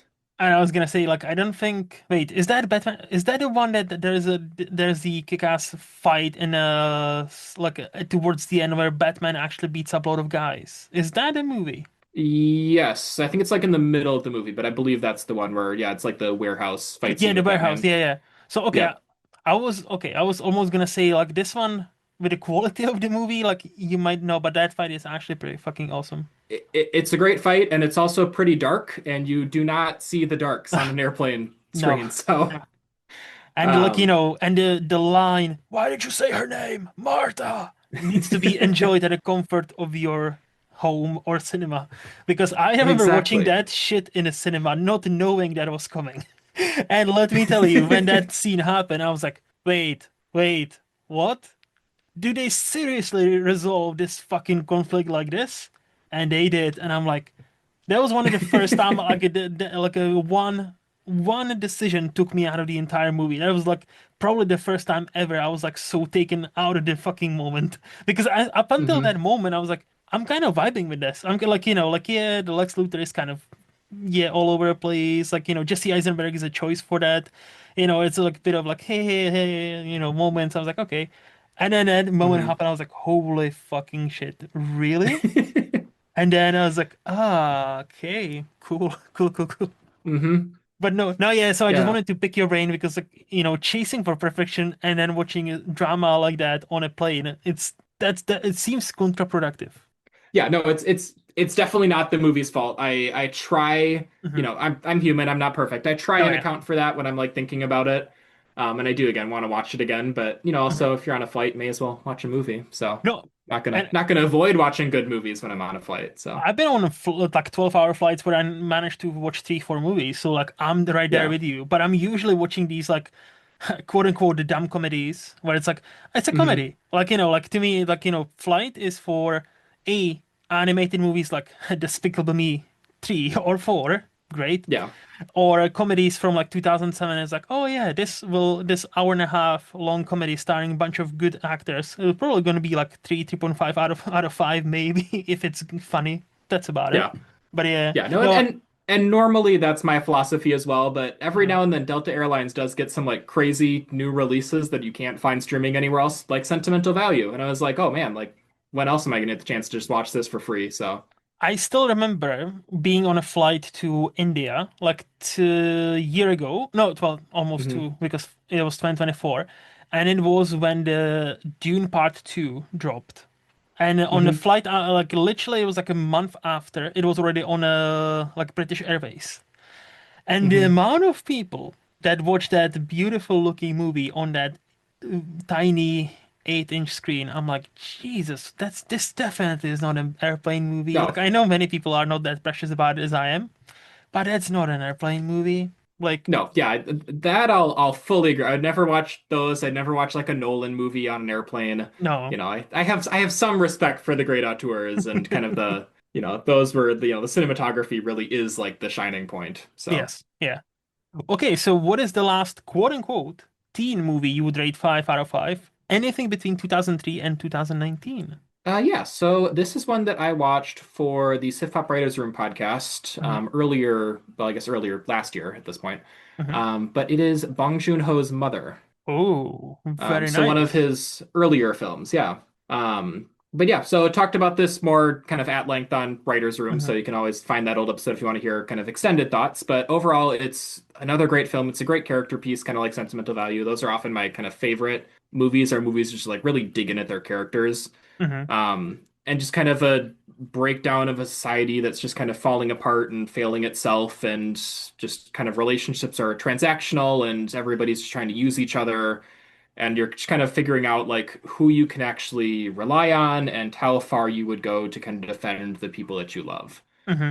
Um, And did you give it and yeah, 5 or 4, 4.5? that's one I gave it 4.5 the first time I watched it. I bumped it up to a 5 the second. Nice. So you've So rewatched it since. I did. Yep, I rewatched Oh, it after I recorded the podcast. Um, what made you rewatch and that then one? just some of the discussion I had on the podcast, honestly, and just kind of wanting to see some of the things that some of the other writers brought up on it. Hmm. Hmm. Um, which kind of inspired me to check it out again, Hmm. and I did, and yeah, I liked it even more the second time.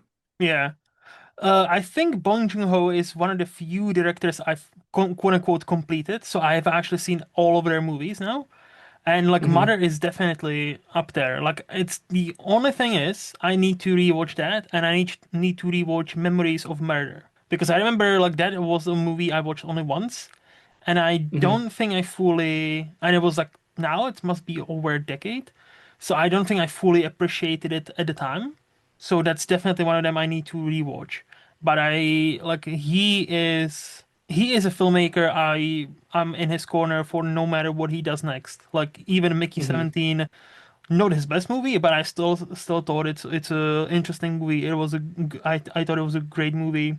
I know it wasn't received that well, but like hey, it's hard to follow up something like Parasite that breaks all Yeah. the all the history and historical records on at the Oscars.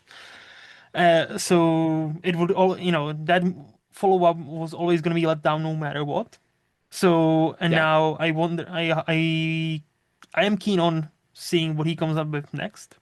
But the Mother is definitely one of those like quieter ones of his. Like it's definitely like it feels almost like the most quote unquote like dramatic ones he's made, Hmm. if I remember correctly. But Yeah, no, yeah. it definitely kind of leans more on the drama. There is like a bit of kind of like his kind of signature like darker comedy in Mhm. it still. Yeah, yeah, But definitely not as comedic as like a Snowpiercer or Mickey 17.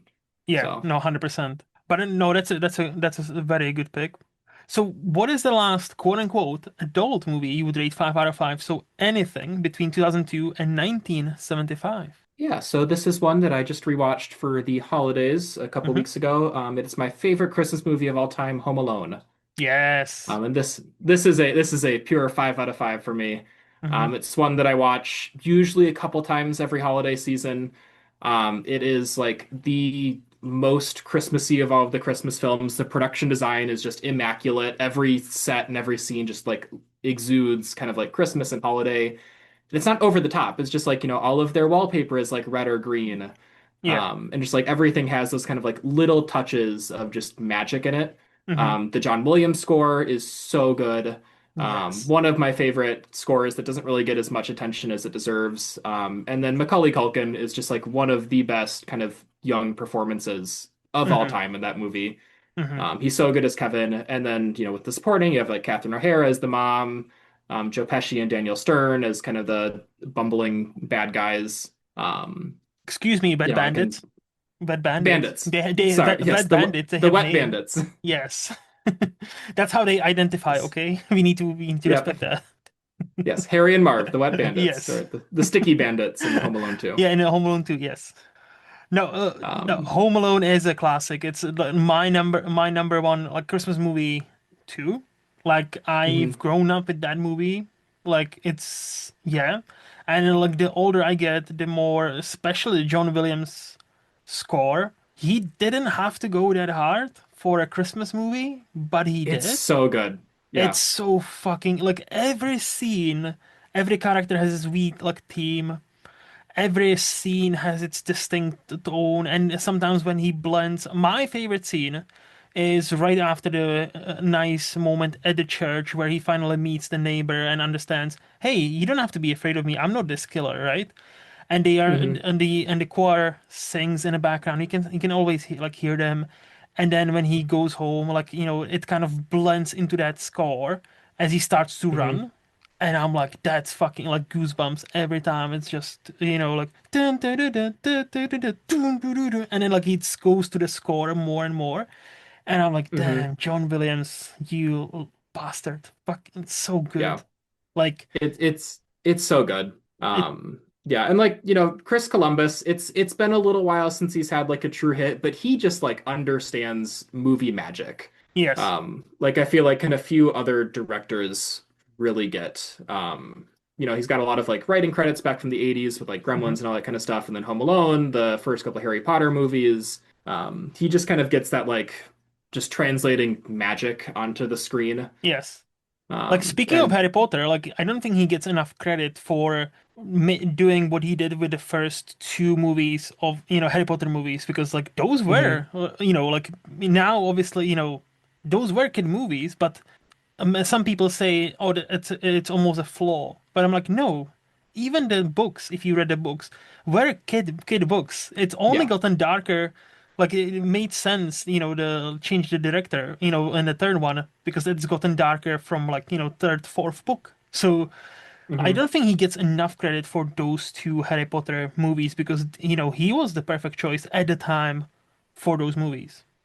Yeah, no, and I mean, and if, that first movie flopped, then who knows what would have happened with Yep, like anything Potter. yep, The franchise may just not be what it was. And if you look at J.K. Rowling now, maybe that's not the worst thing in the world, but the story is still the story. You can't yes. take that away. Nobody like just Um, go back to your original point, like Home Alone. To me, that's untouchable Christmas classic, like yeah. 100%. And yes, 5 out of 5. No notes, no notes. Yep. So, what is the last quote unquote old movie you would rate 5 out of 5? So, 1974 and older. Yes, this is one that I just rewatched a couple days ago. It is The Apartment, the Billy Wilder movie from Nice. 1960, I think. Mm-hmm. But yeah, Jack Lemmon and Shirley MacLaine. If people haven't seen it, it's a story of a kind of up and coming insurance salesman or insurance accountant who is loaning out his apartment to the upper management as the company to have their affairs at in order to kind of get a leg up on the corporate ladder. Mm-hmm. And he falls in love with an elevator girl at the company who is also the mistress of one of his bosses. And it is kind of just like the classic like 50s, 60s screwball comedy. It has all those kind of like typical beats and setups. But then it also just dives into a lot of like darker storylines. Mm-hmm. And like a little bit spoiler, but it talks about like suicide and it talks about substance abuse. And it Mm-hmm. really isn't afraid to like really just dive into those. And it doesn't treat them as jokes. It like takes them as serious beats and serious moments. And just Jack Lemmon is so damn charming in that movie. Mm-hmm. Like I would fall in love with him. And he and Shirley MacLaine have great chemistry. She handles a lot of the dramatic scenes really well. Just yeah, another one. I watched it for the first time a year or two ago, and just instantly was a 5 out of 5. And then it has a little bit of like Christmas, New Year's scenes towards the end of the film, so I always throw it on kind of around like the Christmas, New Year's time of year. Okay. So Speaking of rewatching movies, that's the one I do need to rewatch because I've only seen it once, and I remember Hmm. thinking it's fine, but like again, it's been almost a decade, I think, so I don't think I have fully appreciated that movie at the time. So I Hmm. definitely it's one of those I've seen, but I remember thinking it's fine, like it's not anything special. So I Hmm. definitely need to rewatch it to like gather my thoughts fully because I remember I've seen it. I remember some scenes from it, but if you told me right now, like give me the story, I don't think I could remember many beats to be honest because it's been that long. Yeah. Yeah, no, no, I'm a recent convert to Billy Wilder. I've started kind of watching through a lot of his kind of stuff in Hmm. the past few years. It's my favorite of all of his movies. But that tough competition. He's got a lot of great films. So Yeah, like Some Like It Hot to me, that's a Some classic. Like It Hot is great. Yep, I wrote about that one for Sif Pop Hmm. for 20th Century Flix earlier this year And or earlier last year. did he do Double Indemnity as well? Yep, Double Yes. Indemnity, Sunset Boulevard. See, that's the thing, yeah. Like those to me, so those three we just mentioned, those are for me easy 5 out of 5s. And I have rewatched, obviously, Some Like It Hot, like I've seen one more time. It still holds up. I rewatched Hmm. Sunset Boulevard because I introduced it to my girlfriend and or sorry, wife now. It's I need to learn that.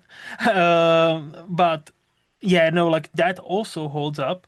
And Hmm. Indemnity, that was one of the first like older movies I've watched because that was like very high on the IMDb top 250 movie list. Oh yeah. So Yep. when I was checking that as I was starting my journey, I was like, oh yeah, it's gonna be an old movie, it's gonna be boring because I was like 14. But Hmm. even at 14-year-old me, I was like, damn, this is a fucking great movie. So I remember loving that. But it has been a minute since I watched that, to be honest. But no, Billy Yeah. Wilder, well, to your point, people forget that he was the king of Hollywood for 2 decades. Basically, he was on the run that everything he touched, it like turned to gold. And it was only later down his career, he unfortunately has that kind of reputation that the more movies he made, the Hmm. worse he's gotten, or the quality of his movies. Apparently, if you watch a movie like the last 10 years of his career, they are not great. Don't know, Yeah. haven't seen them. But that's why apparently that's one of the key theories for like Tarantino only making 10 movies and being done with it. And I'm like, okay, if you say so No, be I get it. Yeah, tell the stories that you have to tell and don't try and just kind of stretch it out to stay relevant. it. I I don't think understand the philosophy, but see, I don't think I do, to be honest, because to me, like if you have stuff to say, don't limit yourself with a number. Like as long as you have stuff to say. If you don't, obviously, stick with whatever you want. Like it's fine. But like I don't think there's supposed to be like a buffer on a creativity. I don't think anybody, I don't think like Billy Wilder, like every director will have some misses. Every director will have, yeah. or every actor will have misses. Not everybody. Again, I am fully in a camp perfection doesn't exist because it's the same as beauty. Beauty doesn't exist. Beauty is in the eye of a, what do you say? Of Hmm. a beer holder many The times. Beholder, yeah. Well, I say beer holder because alcohol helps. Alcohol helps when it comes to beauty, who you find beautiful, very helpful. But so like to me that's the same kind of camp is like is there such a thing as perfection? Is there such a thing as a buffer or kind of limit on creativity? I don't think so. As long as you know what you want to say, as long as you have something to say, go for it. Whether it's your second movie or 20-second movie. Who says the 20-second movie needs to be shit? I don't think so. Yeah. No, and I think that Tarantino's like arbitrary number of how many films he was going to make in his career is a little Yes, bit silly. it Because is. that just feels arbitrary. Hmm. Um, That's what I'm trying to say. but It feels very like yeah. made up just to kind of, for him to sound a bit artsy fartsy. Like again, I like me some Quentin. He's not my favorite, but he definitely is a bit high on his own supply. Yeah. He definitely comes across like that. Yes. I But would agree with that. but anyway, so we touched on it now. So what would you say is your favorite movie decade? Yeah, so I was actually looking, Letterboxd actually tells me this. It can look Yes. at the highest rated decades. So according to Letterboxd, my top rated decade is the 90s. Okay. And overall, I would say that that's definitely up there. The other one that I would throw out as kind of my favorite decade would be the 2010s. Hmm. I would say that overall the 90s, I think at least with the movies that I've seen out of it, which is, less just because I was born in the late 90s, so I haven't seen quite as much there. Hmm. The floor is a little bit higher, but I think the amount of like kind of great movies that came out of the 2010s is higher for me. I Hmm. think I have more like 5 out of 5s there than I do in the 90s. So either the 2010s or the 90s. Hmm. Both like excellent picks. Both are very Hmm. like I cannot really add too much because like yeah, 90s is like there's 3 years that often get quoted as best years ever for cinema, where it's like Hmm. 94, 99, 97, I think. Like Yeah. those 3 years alone, like if you look at the most popular, the heavy hitters, the well ranked, like those have some, and even besides like 99, because of there were so many heavy hitting movies and there were so many influential movies, even the Yep. ones that didn't get as much of a spotlight, they are still some Hmm. excellent movies. Like many people love it now, like the comedy Office Space. It's a cult Yeah. classic now, but back then that flopped hard in the cinema because nobody went to see it. It's only, became cult classic after many people have seen it on like DVDs, cassette tapes at the time, and like, hey, this is Hmm. actually great. Where was this my entire life? Yeah. Yeah, and I've got like, Jurassic Park is my favorite movie of all times. Like that's a heavy hitter in the 90s. We got Home Alone, which we talked about. You've got all of like the Nora Ephron movies from back then with Tom Hanks and Meg Ryan. You've got like Truman Show. Hmm. Like A League Hmm. of Their Own is my favorite sports movie. A lot of like the classic Disney films from that era. You've got like Lion King and Little Mermaid, or no, Little Mermaid's 80s, but you've got Hmm. Aladdin and Lion King. Yes. Yeah, just great decade. But then yeah, 2010s. Social Network is kind of the big heavy hitter for me out of that decade. It's one of my favorite movies. Hmm. Um, a lot of great, Nice Guys, Whiplash, Arrival, Coco. A lot of movies are in my like top 10, top 15 of all time.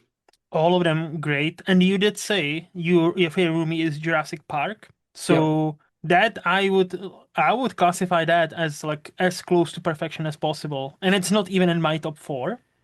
That's not Hmm. even if you go to my letterbox, that's not even but I love that movie. That like but and I have said it on a previous podcast. If gun to my head, perfect movie, that probably would be one of them. I would say like Jurassic Yeah. Park is a movie that's knows how to do everything and just never fails. Yeah. No, there's not a like single wasted minute of screen time in that movie. Everything is servicing the story and the characters in the film. It's crazy how good the dinosaurs still look like 30 years later, Yep, and like honestly how much better they look than some of the newer Jurassic Park movies. yep. Yeah, no, fantastic, fantastic film that has been very much let down by the franchise that it inspired. Yeah, the franchise is not great. Like, yeah, especially the world movies are. I don't like either of them. I think I can No. stand like one or two. No, no, no, two. Yeah, no. But the world movies are not my cup of tea. And Jurassic Hmm. Park movies, I remember liking the second one, and on a rewatch, I was like, it's definitely the best, but look, there's not a tough competition there. So like I had No. actually like decreased my rating on a rewatch for the first time in a while because I'm like, yeah, there are some great, amazing scenes. There's some great set pieces still, and Yep. Steven Spielberg is Steven Spielberg for a reason. But yeah, that movie just no, Yeah. No. Whatever you have as your second favorite of the Jurassic movies, the gap between that and the first one is massive. pretty much, Um, yeah. pretty much. It's insane, and how nobody besides him. It's like a Terminator. Nobody besides him, like and James Cameron was Hmm. able to figure out. Or, nobody besides Steven Spielberg can make a Jurassic Park movie worth something. It seems Yeah. like box office, they always do fucking well, Yeah. but like No, they all make a reception, billion dollars. yes, but the reception is usually like now like called to like proper dead. Like the Dominion, that was a fucking disaster, and no, it Yeah. seems like nobody besides like James Cameron knows how to make a fucking decent Terminator movie. Yeah. So Ugh. it seems to be like a tough nut to crack, but hey, what do I know? Yeah. No, and even like, Rebirth last summer was, I thought it was like a perfectly serviceable action movie. And it's not bad for, yeah, just like a dinosaur adventure. But if you're comparing it to the original, it's a far cry. It's you don't even have to compare it. What you said the first sentence, full stop for me. It's like serviceable movie. It's like Yeah. I have the sentence I like to use. It's one of the most okayest movie that's ever okayed on a silver screen. It's like the unfortunately, it's one of the most average movies, which A, it's a big blockbuster. B, has Scarlett Johansson and Mahershala Ali. So just those two actors alone shouldn't be average. hmm It shouldn't be forgettable. But now I've almost forgotten that I've seen it in a cinema. I was like, you know what? That looks good. That looks good. I'll support it. Hopefully it'll be nice. And it was. I was like, it was fine. I was like, yeah, I guess it's fine. Yeah. I hmm wish it was much better than fine, but hey, what can I do? Nothing much, It is what it is. Yeah. correct? And they'll keep making them because again, yeah, I think they made just over $1 billion, like shy. Like it's hmm not like well, obviously it was like over $1 billion, but it's not a massive hit. But I think they were happy enough. Who knows what will happen next with that hmm franchise? But anyway, you've alluded to this before, so give us some hot movie takes you would like to share with us. Yeah. So I'll start with what I think is probably my hottest take. I don't like stop motion animation. Why? I am very appreciative and respectful of all of the work that goes into it, and from like a pure like artistic and kind Mhm. of craftsmanship level, I think it is incredible. But it takes me out of the movie, and like I look at it and I know that those are just like figurines that somebody is moving around. And Hmm. generally, I think it looks a little bit worse than like a traditional 2D animation or like a proper animation studio doing 3D animation. Okay, So okay, okay, okay, okay, okay. Let's just pause here, sir. yeah. I was right there with you. I was like, yeah, I can see it. I can see like his analytical mind being like, not fully into that, like, being distracted by that. And then he said it looks even worse than I'm like, okay, no, no, no, no, no, no, no. I need to, no, we're picking fight here. Uh, how does it look worse? Like I know obviously that's like it's a matter of like it's a very objective but like how many have you seen? I've seen a fair amount. Like Kubo I've and Two seen Strings, for example. Have you seen Kubo and Two Strings?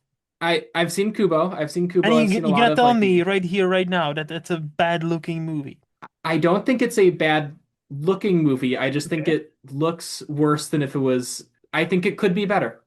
Sir, you're dancing on a thin ice right here. You asked for hot takes. No, I know. It's my fault. Yes. Yeah. No, Damn.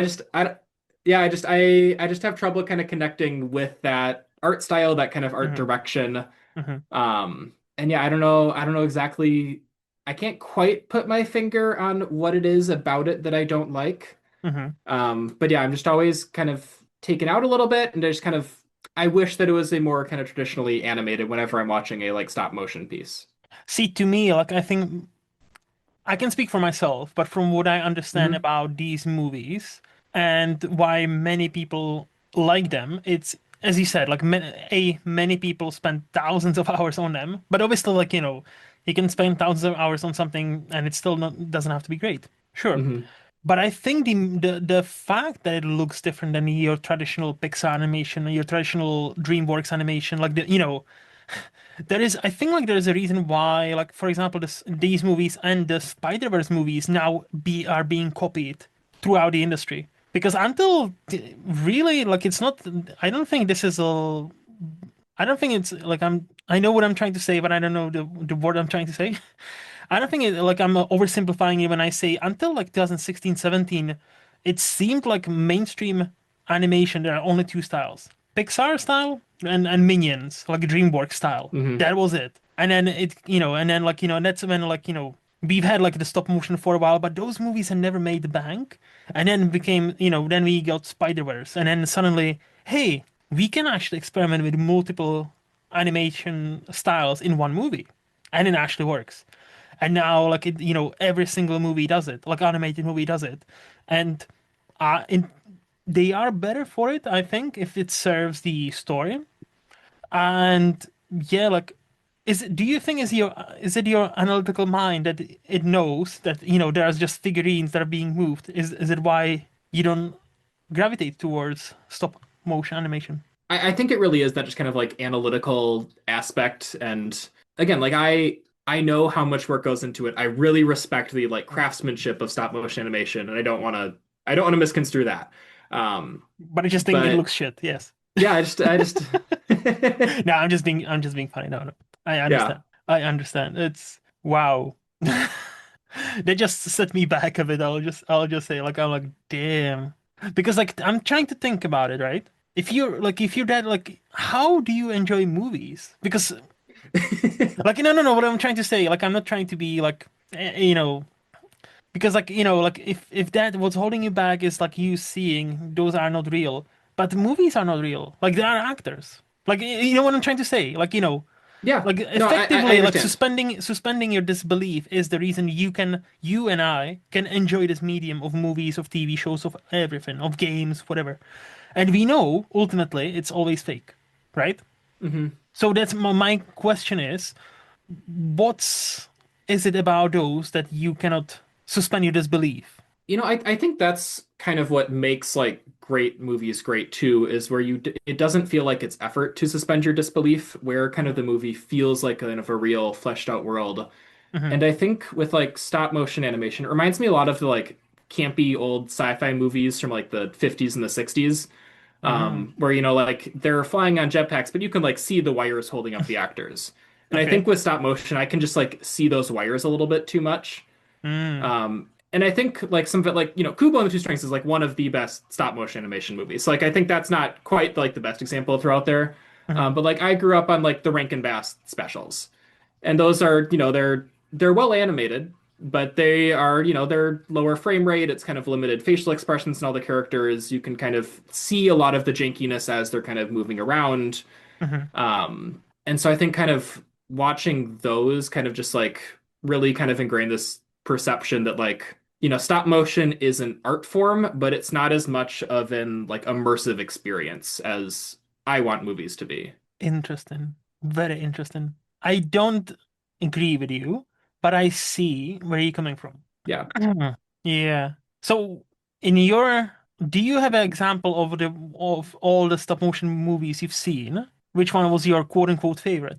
I would say Kubo is definitely the best looking of all of Hmm. the stop Hmm. motion that I've seen, and especially a lot of the like the scenery in that movie and a lot of the like set design isn't quite the right word, but like the atmosphere, Hmm. the lighting is really great in that movie. Hmm. So that's probably up there. I'm trying to think of what else would be kind of on that list. Like obviously a lot of those kind of Rankin Bass specials hold a like special place in my heart. I'll rewatch Rudolph every year. Hmm. But as far as like animation goes, they're nothing too crazy. Yeah.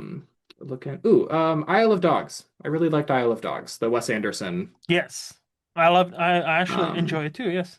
Have you seen a Again, I think. movie? Sorry, just to No, have go you ahead. seen a My Yeah, Life as a Courgette or Zucchini? But depending on where you live. Have you seen that? I have not seen that one. I remember kind of seeing the buzz around it when it was nominated because it was nominated for Best Animated Feature a couple years ago, or I believe so. Yep. yep. Checking it right now. I've Yes, not it seen it was. though. Yes. Yep. That's a that's a great just movie. Not even a stop motion, just a great movie. It's a Hmm. very heartfelt movie, very honest, raw movie. And I would wonder Hmm. like how much it would resonate with you if you cannot get into that form. You know Hmm. what? I will put it on my list and I will check it out. Because yeah, because to me, like I understand what you say about this style. Like it's effectively it is I'm being funny, but this is just objective. Like it's not an objective medium. Movies are not objective. You know, No. so I understand, even though I don't agree with you. I understand where you're coming from. Like when that animation doesn't work for you, I totally get it. Hmm. Like I know people who cannot watch anime movies or TV shows because that animation style does not work for them. Like I don't understand those people, but I do understand those people. Like I know those Hmm. people. But yeah, like I would love to hear, like, if you were to watch that movie, My Life as a Zucchini or Courgette, depending on where you live, because some people don't know what zucchini is and some people don't know what courgette is. apparently.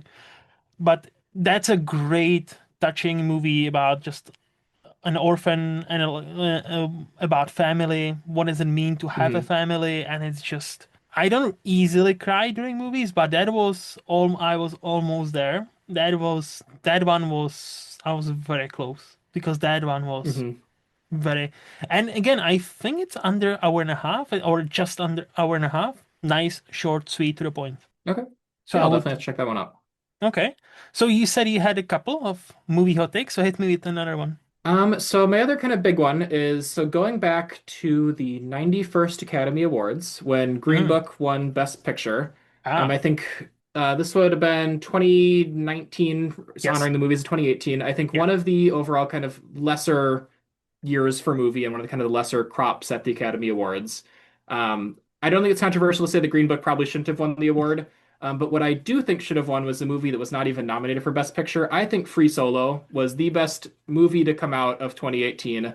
The documentary about Alex Honnold, the rock climber who free soloed El Capitan at Yosemite. Hmm. My favorite film from that year. It gets a lot of love, so I don't think this is like a crazy hot take, but I Hmm. would take it over anything else that was nominated that year. I'd take it over Roma. I'd take it over A Star Is Born. I'd take it over The Favorite. Honestly, I'd yeah take it over anything else. I think that's one of kind of the weaker crops of films that we've ever seen nominated for the biggest award. Um, So, because it won the best documentary that year. it So won are you Best Documentary. arguing, so are you arguing it It should have should have been won Best nominated? Picture. Ah, And in general, I would like to see some more love for documentaries in like any mhm. category other than best documentary at the award shows. I don't even know if they're eligible by the rules. I'd I have don't to think they are look into because that. I think they need to be But they need to be like a narrative, because I think that's the biggest distinguishment between that. Like, you either have a documentary which is actually a camera crew is following somebody or a situation and they make a documentary about it, like based on facts mhm, or should be based on facts. And, but there's not like, there can be narrative obviously with that, but like at the same time, it's mostly about we're mapping this one thing in this person's life or this nation's life or this war or this famine or this important stuff or octopus or whatever the fuck. mhm, yeah, So like at first, because I was like, if animated movies can be nominated for Best Picture, like sure documentaries, but I'm like, but that doesn't it open up a whole kind of worms when it's like, damn, then you have, because now we have not only so many movies coming out every year, but so many documentaries. So it's like, I haven't seen Free Solo. I'll say I cannot add anything to that discussion. I heard mhm. a lot of good things about it. So why do you think it should have been nominated or even won the best feature picture? Um, I mean, I think it is a beautifully crafted documentary, and I do think that, like, yes, there is this kind of distinction where documentaries are true to life. They're not featuring, for the most part, like actors. They are supposedly just taking a camera and pointing it at what's actually going on in the world. So there Yes. is, a difference between that and like a narrative feature. I do think there's still a lot of like artistry that goes into them. Hmm. There is still, there's not writing in the same sense, but there is, building a narrative and building a story. And Hmm. there's a lot of craftsmanship into making a good documentary. Um, But and like see, I wouldn't say, can I yep, just go flag ahead. up something? Can I just flag up something? Yep. And I think that's my ultimate problem, and that's why I think I don't watch many documentaries, if any. Because the moment, and nowadays they seem to be all doing it, they are building a narrative. And to me, documentaries should be, as you say, you take a camera, point and shoot, right? The Hmm. moment you starting building a narrative and inserting kind of like yourself or the narrative into the movie, it's like, are you sure that you're still a documentary? Because like to me, like you're affecting a lot what is happening in front of the camera, Hmm. and that to me is the ultimate problem. Whereas like if I'm watching a movie, doesn't matter what a movie is, if it's animated, if it's stop motion, if it's a real life, I know ultimately it's fake. Even if it's a historical Hmm. drama, I know I don't trust all of these facts. I know many things have been, you know, uh, taken through the Hollywood mill. So like I know I need to check my facts.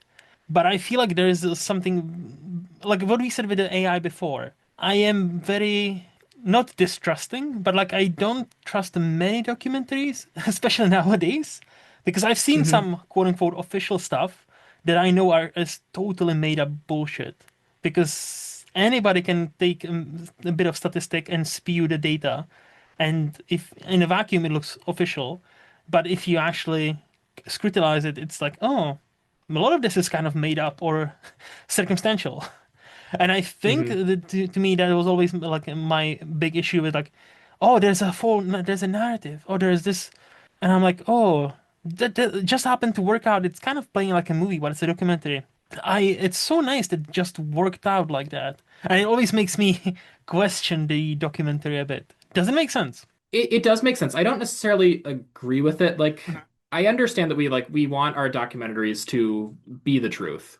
And when we're kind of presenting something as like a true story, kind of true to fact, that there is some expectation that it Mhm. isn't biased. But I don't think that doesn't mean that you can't still like tell a narrative and tell a story with it. Mhm. Like everything like in human culture is stories. Mhm. We're, a culture that is kind of built around storytelling. Mhm. Um, and so I think finding those ways where you can like take that truth, but have it kind of connect with people and to like present those facts in a way that makes kind of narrative sense and is compelling, isn't necessarily a bad thing to strive for. Like, I Mhm. think you want a balance of like good, accurate reporting and of kind of narrative force. And so I think when you can kind of get that, it's really special. Because I think, if documentaries were like literally just you like put a camera on a tripod and recorded a scene and then just like submitted the uncut footage, nobody would ever watch documentaries. I'm not So I saying think kind uncut of, footage. No, no, no.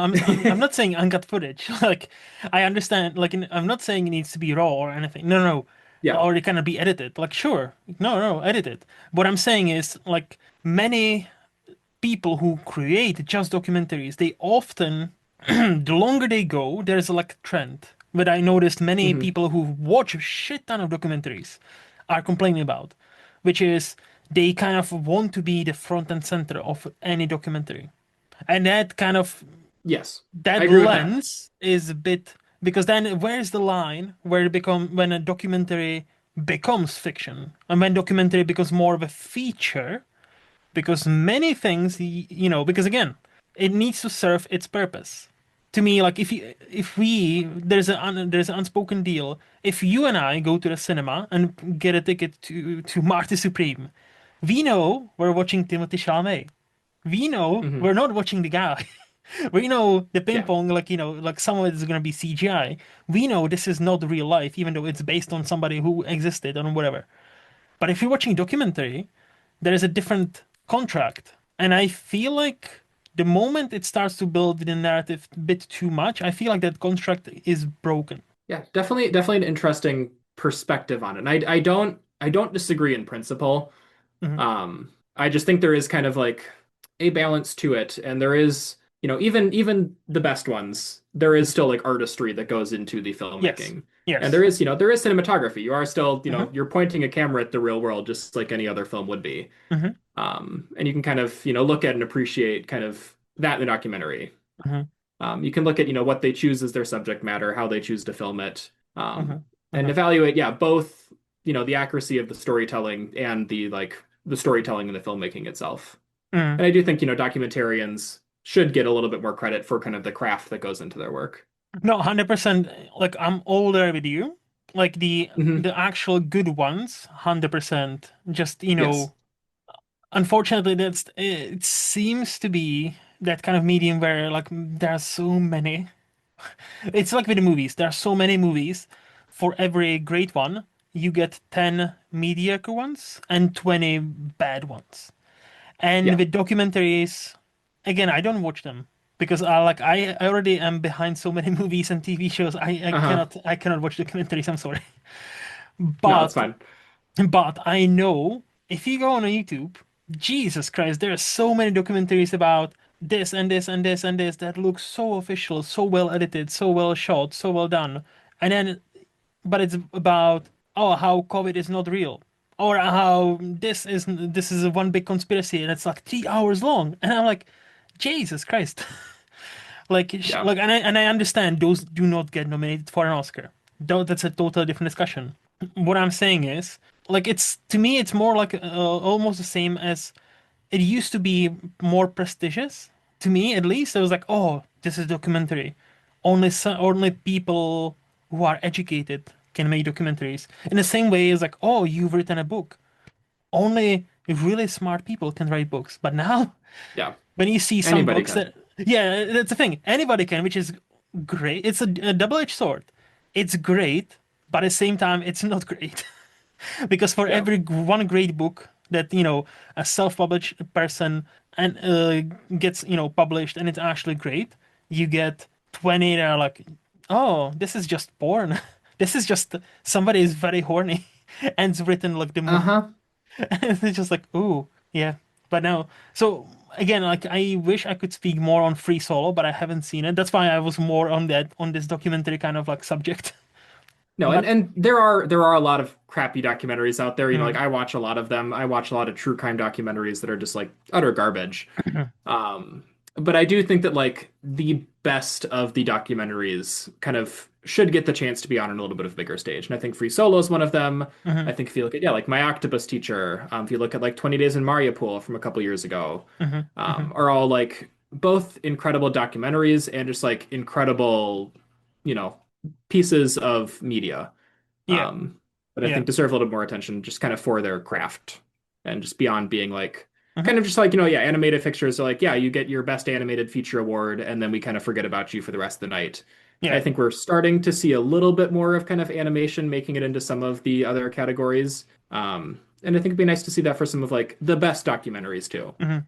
No, on principle, I do agree. I think on principle, it's just I think it's hard to find a line where it's because then like best picture is like again look it's unwritten contract is like best narrative feature rather than Yes. document and it's like because like even the animated movies still are narrative movies Yes. like they are just animated No, I so agree. And I think it would be very problematic to have a documentary in like best screenplay award. Like I that wouldn't want to see that. yeah That would yeah that would be concerning to me. But yeah I don't think best picture should necessarily have to be limited to best narrative features. But hmm. Interesting. Like I would have to, I feel like I'm not really educated enough for this discussion because I have not seen many documentaries. So I'm just going on instinct, and my instinct many times is wrong. So I'm gonna yeah. exclude myself from this. But I do agree that the best ones, like I know they are shot well, they are obviously scored, edited well. So in those categories, I would 100% agree. Like I wouldn't mind seeing more of those getting more recognition. Like, hmm best editing, best cinematography or yeah, sure. Best feature? Oh, I don't know. But again, I haven't seen many, so I will say I don't know. Do you have Yeah. any other hot movie takes? Uh, One other hot take. This will be a quick one because I know Okay. it's pretty popular within like the Sif Pop circle. I know Dicer in particular really pounds this one. But kind of back on the Academy Awards, I think we should just get rid of like gendered acting categories.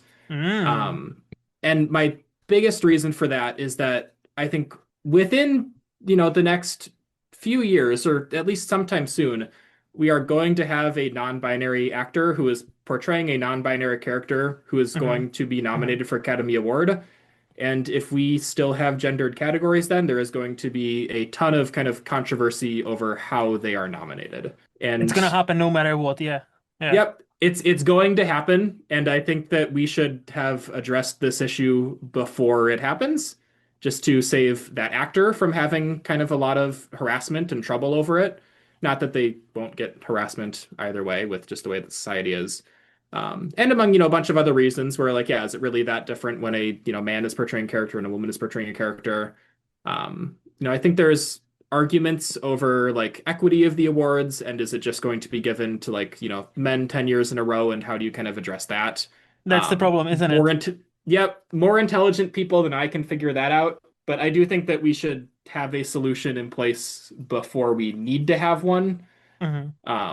When there becomes issue with people who don't fit necessarily into like the gender norms. Yeah. So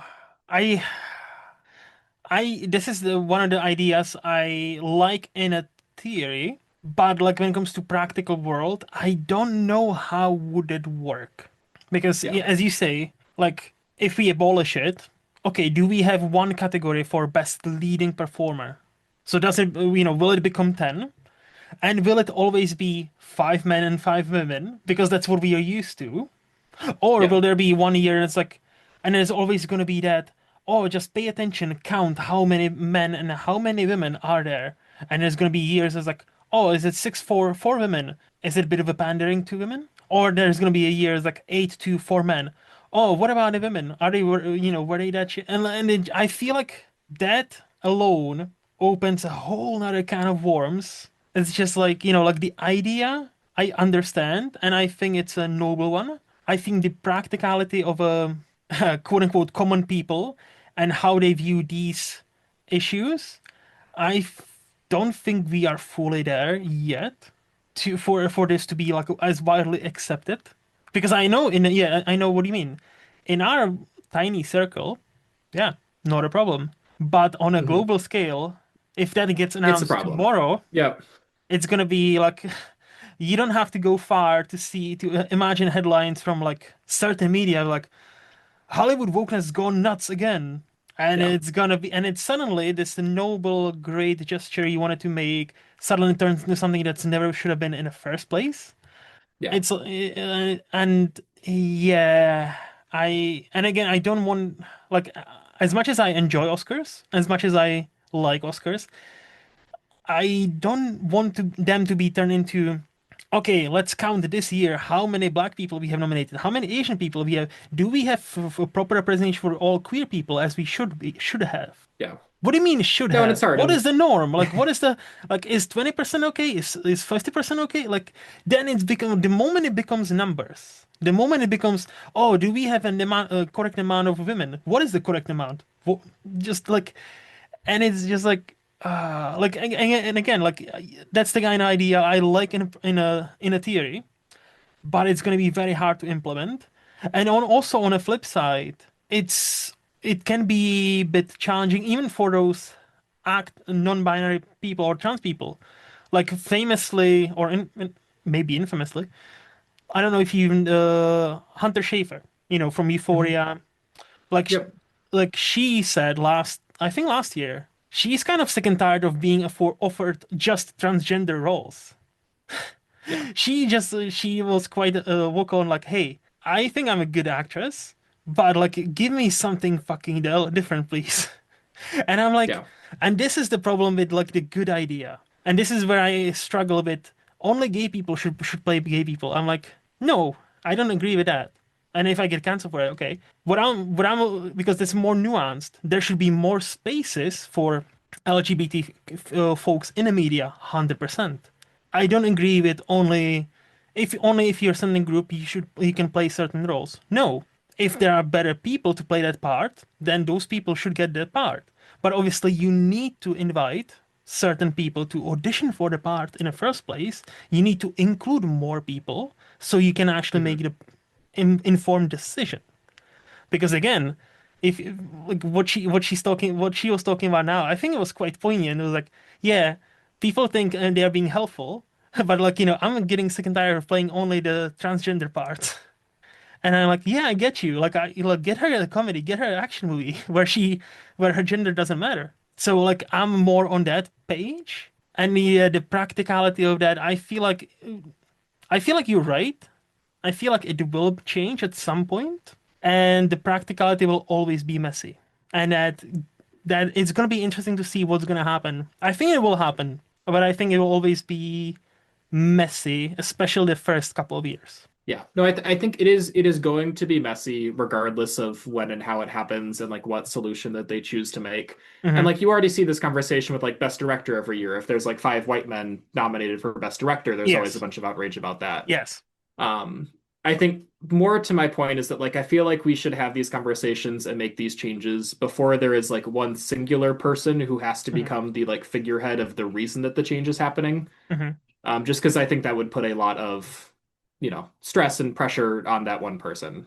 Well, to be fair, I And to think we kind of are be there. like, To be fair, sorry to interrupt, but I think we are there because yeah, I would consider Hunter Schafer like if you've seen Euphoria, like for all its problems that show has, like she is not one of them. Like she is yeah, great in that fucking show alongside with Zendaya. Like if you don't understand how great those are, like, just watch a couple of episodes of them, and it's like, yeah, Hmm. both of them are fucking amazing. So, like, I feel like, maybe next year, maybe year and 2 years, she will have a role where it's like, oh, do we nominate her under woman?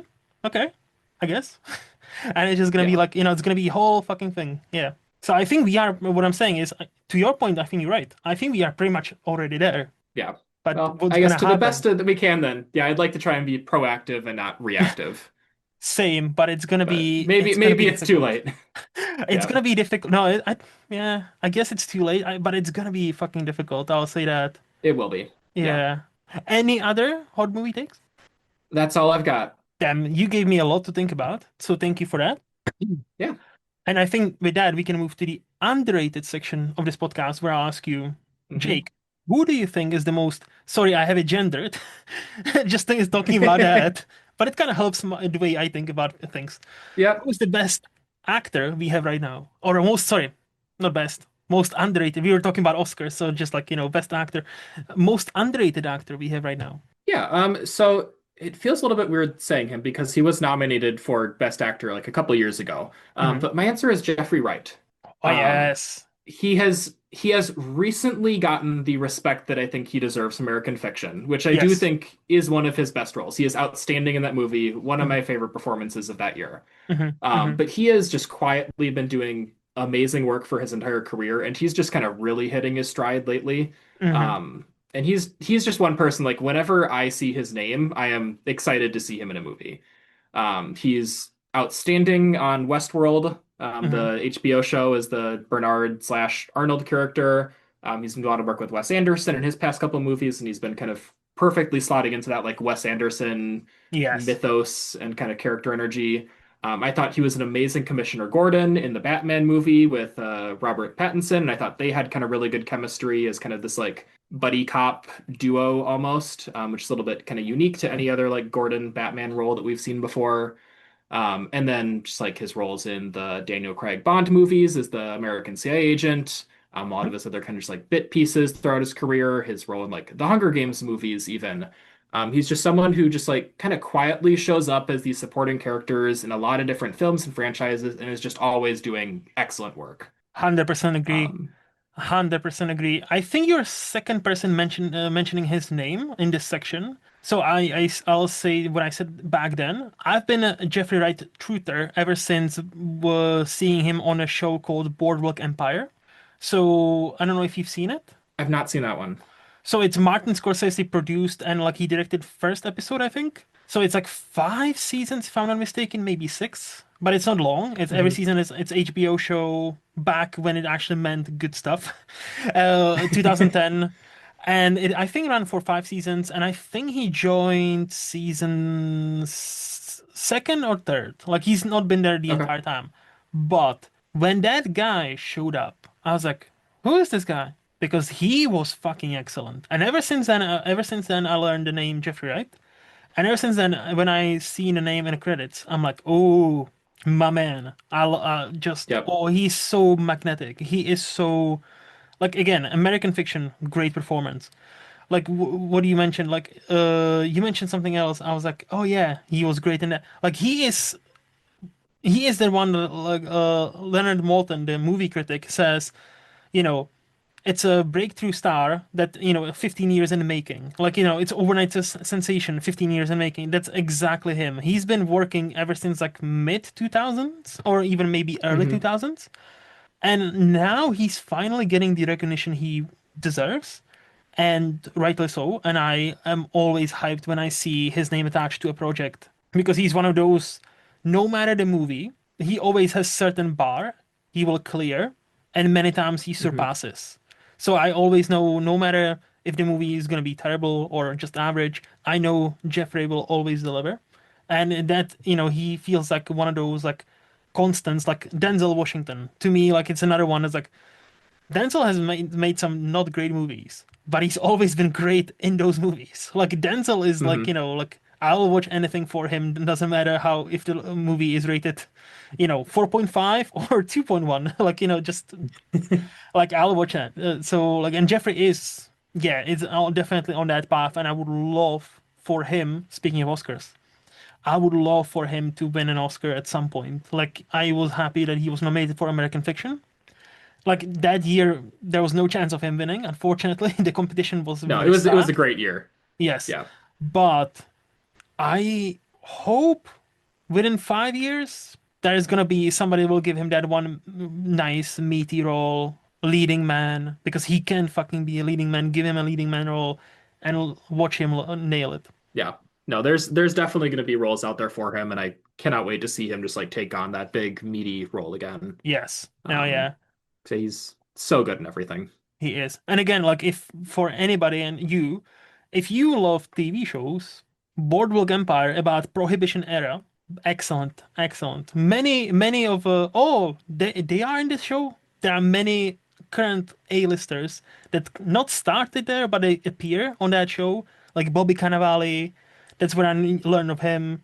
Jeffrey Wright is Hmm. another one. Like obviously, like Steve Buscemi. He probably does his best work in that TV show. Like, yeah, Kelly MacDonald, if you only know her from from the Brave Pixar movie as the voice of Mira, or Transporting movies, watch that Hmm. for her. Like honestly, that show is phenomenal. And Michael Shannon, there I Hmm. say like Incredible. Fucking Shannon. No, like honestly, great TV show. So, who do you think is the most underrated actress we have right now? All right, so another person who's also been nominated for Academy Award, hers was about 10 years ago, but one of my favorite actresses is Rachel McAdams. Yes. And again, somebody who's gets a lot of attention. I don't think she's like truly underrated, but I think she is one of the best kind of performers who can really just slot into any role. Hmm. I think she is incredible at comedy. Go back to like her one of her first roles in Mean Girls, playing Regina George. Then you've got like Game Night, Eurovision, which I think is a super underrated movie Yes.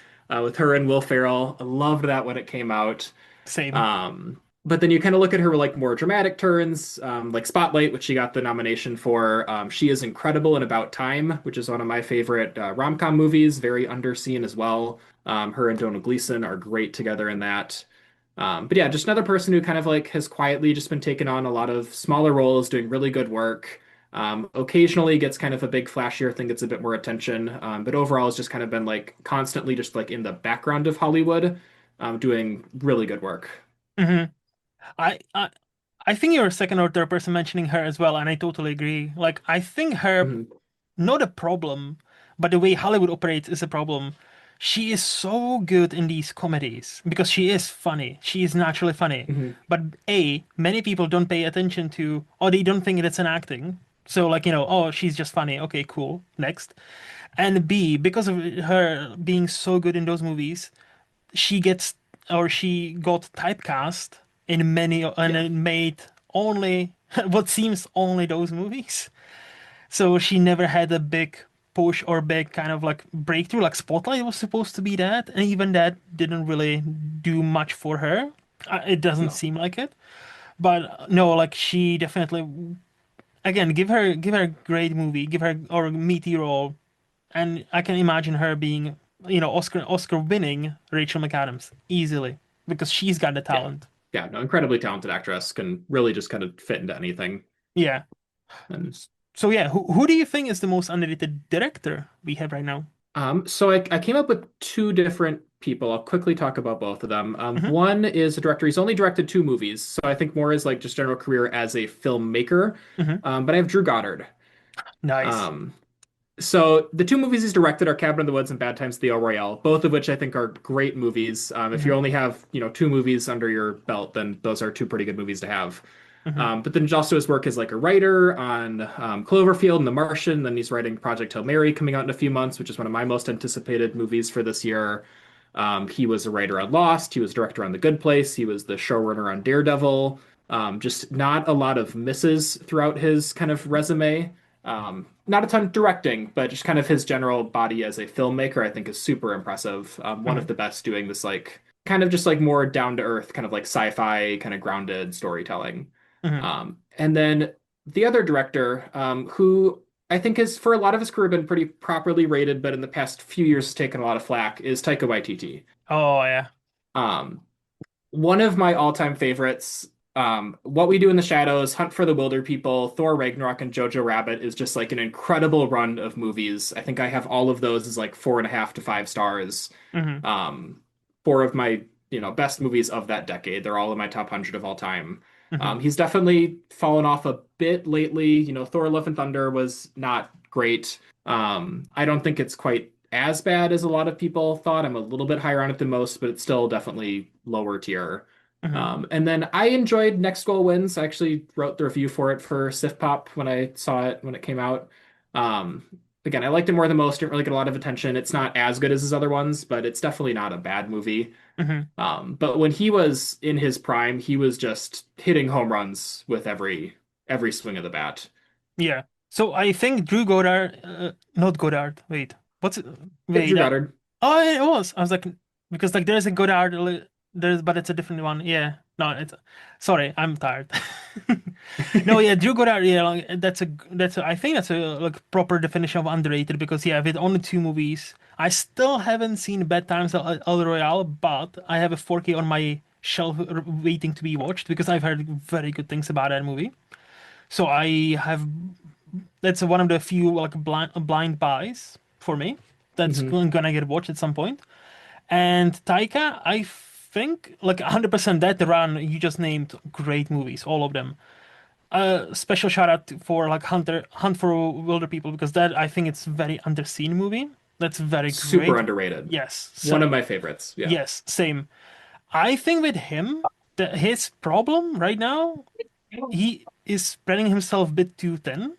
And uh I think his style of humor now it's quite known, so it's very easy to how do I put it? For comedy is very fucking hard because if you spot the pattern of jokes, you will know what is coming. And his one is Hmm. so quirky that it only works first couple of times. The moment you see, I feel like many people have seen past that and understand his sense of humor. So many jokes nowadays don't land as much because you kind of know what's coming if it makes sense. I think Hmm. that's why I was like, but that's why I enjoyed more of his like serious movies, like Jojo Rabbit. I don't think it's that funny, or Hunt for Wilder People. I don't think that's funny, but I actually enjoy them more than even Thor Ragnarok. Like I'm one of those. I thought it was that movie was fine. I liked it, but I didn't think there was the second coming of Jesus, like as many people thought at the time. So like because again, I don't necessarily vibe with his sense of humor, but I vibe with his worldview, and I would love to see him kind of going back from 300 million blockbusters to, hey, this is a movie that cost 20 million. Let's go, let's have some Yeah. fun. So, but both are actually decent picks. I think both are. Drew Goddard, I think definitely like I would love to for him to go back to directing, but I think he is busy doing 10 million stuff at the same time. Yeah. Just writing a million things. Yeah. Yes. No, and I think a lot of the reason that Taika is underrated, or at least I would consider him to be, is because of him and the choices that he's made. Yeah. But I do think kind of the perception of him now has people kind of discrediting his early work, which is outstanding. No, I think yeah, 100%. Like even his early movies, I've seen like one or two. I thought they were like nice and cute. So yeah, like I'm Hmm. definitely more of his fan than not. Even if he's not one of my favorites of now. But no, I see where you're coming from. So I know the next one is difficult because there are so many movies. But do you want to shout out one or two as underrated? Yeah, so I have two that I'm going to shout out. One I'll shout out really quickly. It is truly the most underrated movie I've seen. It has like 2,000 watches on Letterboxd. Hmm. It is a like zero budget movie on Prime called The History of Time Travel. Mm. Um, Guessing most people haven't heard of it. I don't think anybody else in like the Sif Pop family has it logged on Letterboxd. But it is a like 70-minute mockumentary about the history of time travel. And as they kind of go through the documentary, there are subtle changes that occur kind of throughout their framework as time travel events happen. Mm. I won't get much into it more than that because it's best to just experience it. But it is a really interesting kind of like experimental sci-fi movie. If you're interested in sci-fi or in the mechanics of time travel, it is a great one to check out, and far more people should see it than have seen it. The other one I want to throw out is a movie called Juice, which is from 1992. Okay. Probably most notable as being the film debut of Tupac as an actor, Hmm. and the debut of Omar Epps as an actor. They are two of four kind of young black men in Harlem. It is a coming of age story that about halfway through pivots to a like horror thriller movie. Mm. When, yep, so they're, yeah, four young boys kind of dealing with, police injustice and kind of gang violence and just trying to grow up in a tough neighborhood. And then the Tupac character kind of goes off the deep end, and it just becomes kind of a thriller of them all just trying to kind of deal with the events that are occurring and survive. Really interesting movie. It handles the kind of genre flip really well. Hmm. And Tupac is incredible in his role in that movie. It's a shame that he died so soon. I think he could have had a really good acting career were he to Oh. have, you know, been able to live a little bit longer. Yeah, yeah. So the history of time travel I've never heard of. So yes, you're right. That's very underrated. I had to look it up. Hmm. So that it seems interesting. I'll check it out. But Juice, I've heard of it not that long ago from somebody. And I'm like, oh, Omar Epps, I like that guy. I was like, yeah. And Tupac, I was like, okay, cool. So that definitely like I've heard of it and it's on my radar. I just haven't seen it. So it's definitely something I'm keen to check out because it does Hmm. sound like I didn't even know that it turns into like a horror thriller. So I'm always keen on those. Hmm. So Yeah, great film. Really interesting. mhm, Nothing I've quite seen like it before or after. okay, Definitely worth checking out. all right. And lastly, do you have a TV show you would wanna shout out as underrated? Yeah, I'm going to shout out the Apple TV miniseries Blackbird. Mm, Came out a few years ago on Apple TV. It's Taron Egerton and Paul Walter Hauser. mm-hmm, It is a like true crime kind of biopic about a man played by Taron Egerton who is sent to prison for like drug charges, and he gets a promise from an FBI agent that if he is able to get a serial killer played by Paul Walter Hauser to commit or to admit to the crimes that they think he's committed, then they will commute a sentence. mm-hmm, Paul Walter Hauser is incredible in this. He is another one that I'd kind of thrown out as my like most underrated actor. I think he's another person who's just doing consistently great work and not really getting the attention that he deserves for it. yes. And this is probably my favorite role of his. He just plays the like unhinged but doesn't necessarily realize that he's unhinged kind of serial killer Mm-hmm. super well. But yeah, great little series. It's like 6 or 7 episodes, so pretty quick to kind of binge through. Yeah, like that's Apple TV in a nutshell. There are so many great, especially TV shows, but because of Hmm. not many people comparatively have Apple subscriptions, many only certain people talk about them. And it's just, Yeah. I just sometimes I wish I know it's not gonna happen, but sometimes I wish like, like these shows were they would, Apple and Disney or Apple Netflix made a deal, and those shows like Ted Lasso, like Severance, like Shrinking, like Blackbird Hmm. would have been more readily available because I believe people when they tell me, this show is worth watching. The Silo is worth watching. This is worth watching. Like Slow Horses is worth watching. But like, am I gonna pay so much money to Apple to watch Hmm. just those shows? I'm like, not really. But if they were on Netflix or Disney Plus, I feel like they could be part of like pop culture, really. But I feel like that's almost a shame because it seems like Apple is coming out with so many great specialty TV. Like their movies are very hit or miss. I would argue they only have like maybe three great movies, if that. Hmm. But like the TV shows seem to be, especially the first seasons, seem to be excellent. So Yeah. it wouldn't surprise me that Blackbird is one of them. And had it been on Netflix or Disney, we would all be talking about it. Yeah. No, I think as far as like streaming services go, Apple TV is probably my favorite as far as like original TV content goes. Their Hmm. shows are just, they're all so good. The issue with Apple TV is that they don't really have a huge like depth to their catalog.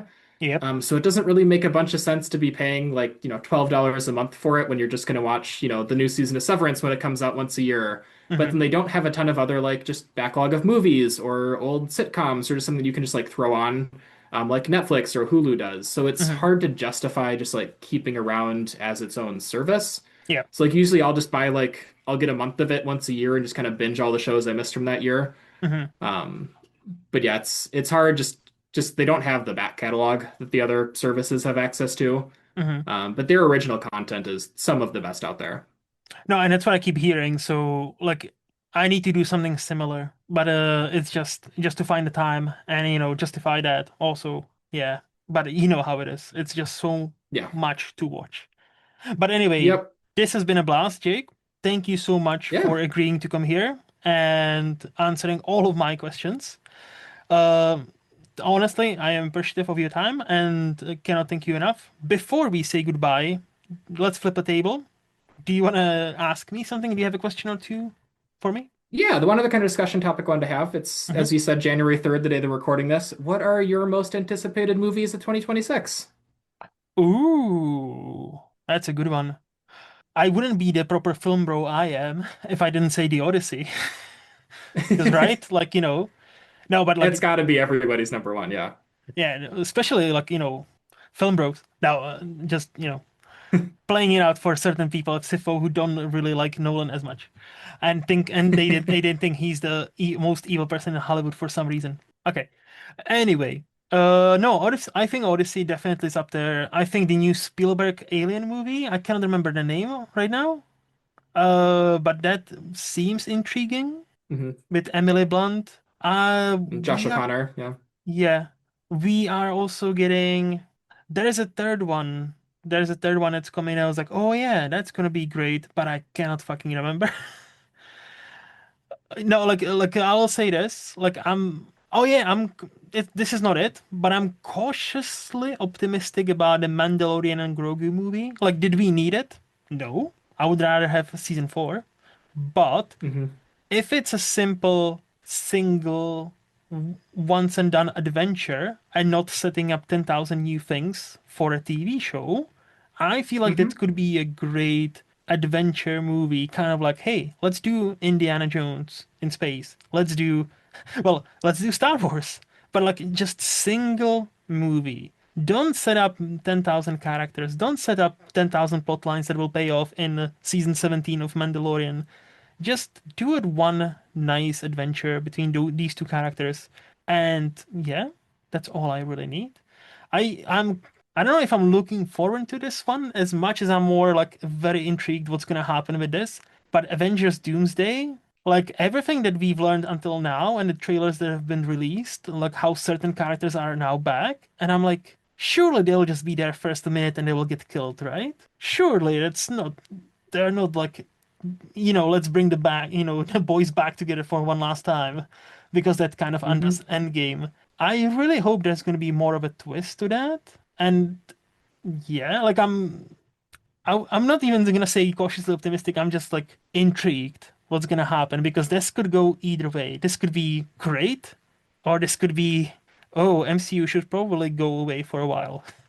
Because that movie, if it doesn't deliver, I can see this being like proper, like nobody cares anymore after this. Hmm. But yeah, no, and obviously there's many I'm forgetting right now. Like I cannot think of any off the top of my head. Nice. Yeah, no, I'm definitely Nolan's Odyssey is definitely like the big one for me. I'm Mhm. definitely not one of the Nolan haters here at Sif Pop. He's one of my favorite directors, and the Odyssey is one of my favorite stories. I've read the original poem three or four Same. times. So super excited to see kind of what he does with his adaptation. Hmm. Otherwise, yeah, I'm very cautiously optimistic for Doomsday and Mandalorian Grogu. I think they both Hmm. have potential to be good and also potential to fall flat in their face, Yep. depending on kind of how they take those stories and how insular they're willing to keep them. And then, yeah, I think I mentioned it earlier, but Project Hail Mary, coming out in March, um, based on another book by Andy Weir, who wrote The Martian. Yes. Another great book. I just finished rereading it for the third time a couple months ago. But yeah, Ryan Gosling, Lorna Miller, Drew Goddard, who I mentioned, is writing it. So I'm super excited to see kind of how they adapt that story. I am cautiously optimistic about it, but very cautious because this was supposed to have come out last year, 2025, and it got pushed back. And I don't Correct. necessarily know. because many times it's like it's great, but many times like oh, it's Mickey 17, which is like it's a good movie, but we don't know what to do with it, and it kind of releases the same time as Mickey 17 did. And I'm like, and Hmm. when it comes to Hollywood, they have their patterns, and I'm like, if movie gets pushed back several times and then lands on this like March date where it's not fully summer, I'm Yeah, like, March has become a bit of a dead zone. Yeah. do they have that because like either they'll say they think oh this will actually do great because nothing else is opening up, or this is where we will bury it, and and when it makes no money we'll blame people not going to the cinemas. So Hmm. I am every movie that gets pushed back, I'm very cautious about. And the trailers look good. The pedigree is there. I wonder what's how that's gonna play out. But I just remember one more. That's I think it's gonna be out by the time this podcast is out. 28 years later, The Bone Temple. I loved the 20 years later last year, and now Nia DaCosta is taking over and doing more of the Jimmy Gang stuff and Bone Temple Hmm. stuff. And I like her as a director. I don't necessarily like all of her movies, but I really like her directing style. And I think this is a bold choice for this franchise. And I cannot wait to see that movie. Yeah, no, very intrigued by that one as well. I just watched 28 Years Later a few weeks ago, Hmm. and liked it but didn't love it. I'd never actually seen any of the other 28 movies before, so this was my Ooh. first kind of jump into it. Hmm. I was a little bit thrown by the kind of filmmaking and all the like shaky cam and the editing style of it. So it took me a while to get into it, but the ending with kind of Ray Fiennes and the Bone Temple and then the little bit with Jimmy and the gang at the very end of it was my favorite part. So I'm kind of curious to see how they continue kind of that aspect of the story. Yeah, me too. And again, like her directing it, I thought it was a great choice because I really like her style. Like for example, that's a perfect movie I can name the remake of Candyman 2021. I didn't Hmm. like the movie. I thought the movie was fine. But there are several sequences and directing choices she makes. I was like, damn, I will follow this person, whoever that is, because I Hmm. think there is something about her specifically that she is very smart. I don't think she Yeah. necessarily executes everything well all the time. Like, but it also like, studio interference and all that. Like, I understand it might not be her fault, problem, but I'm very intrigued. I am very intrigued. Do you have any other questions for me? No, that's the only one I want to throw out there. All right. Well, I'm not gonna take more of your time. Again, thank you very much for all your time. If people have enjoyed our conversation as well, what's the best place for them to follow you? Yeah, so if you're interested in hearing any more of my movie takes, you can follow me on Letterboxd. I am Hjort there. That's Hjort. Otherwise, the only other social media platform I really find myself on is on Instagram. If you want to check me out there, you can see pictures of my dogs and baked goods. I am Jake Hjort, Jakehjort. All right. And those links will be down there so people can just click on them and follow you. And for me, as always, in Movies Lost on Letterboxd or here every other Friday. And as always, this podcast is part of SPDM Crew Media, and a special thanks goes to HiFlyer Creative for designing my logo. To see what else they have happening, visit highflyercreative.com. And until next time, bye bye.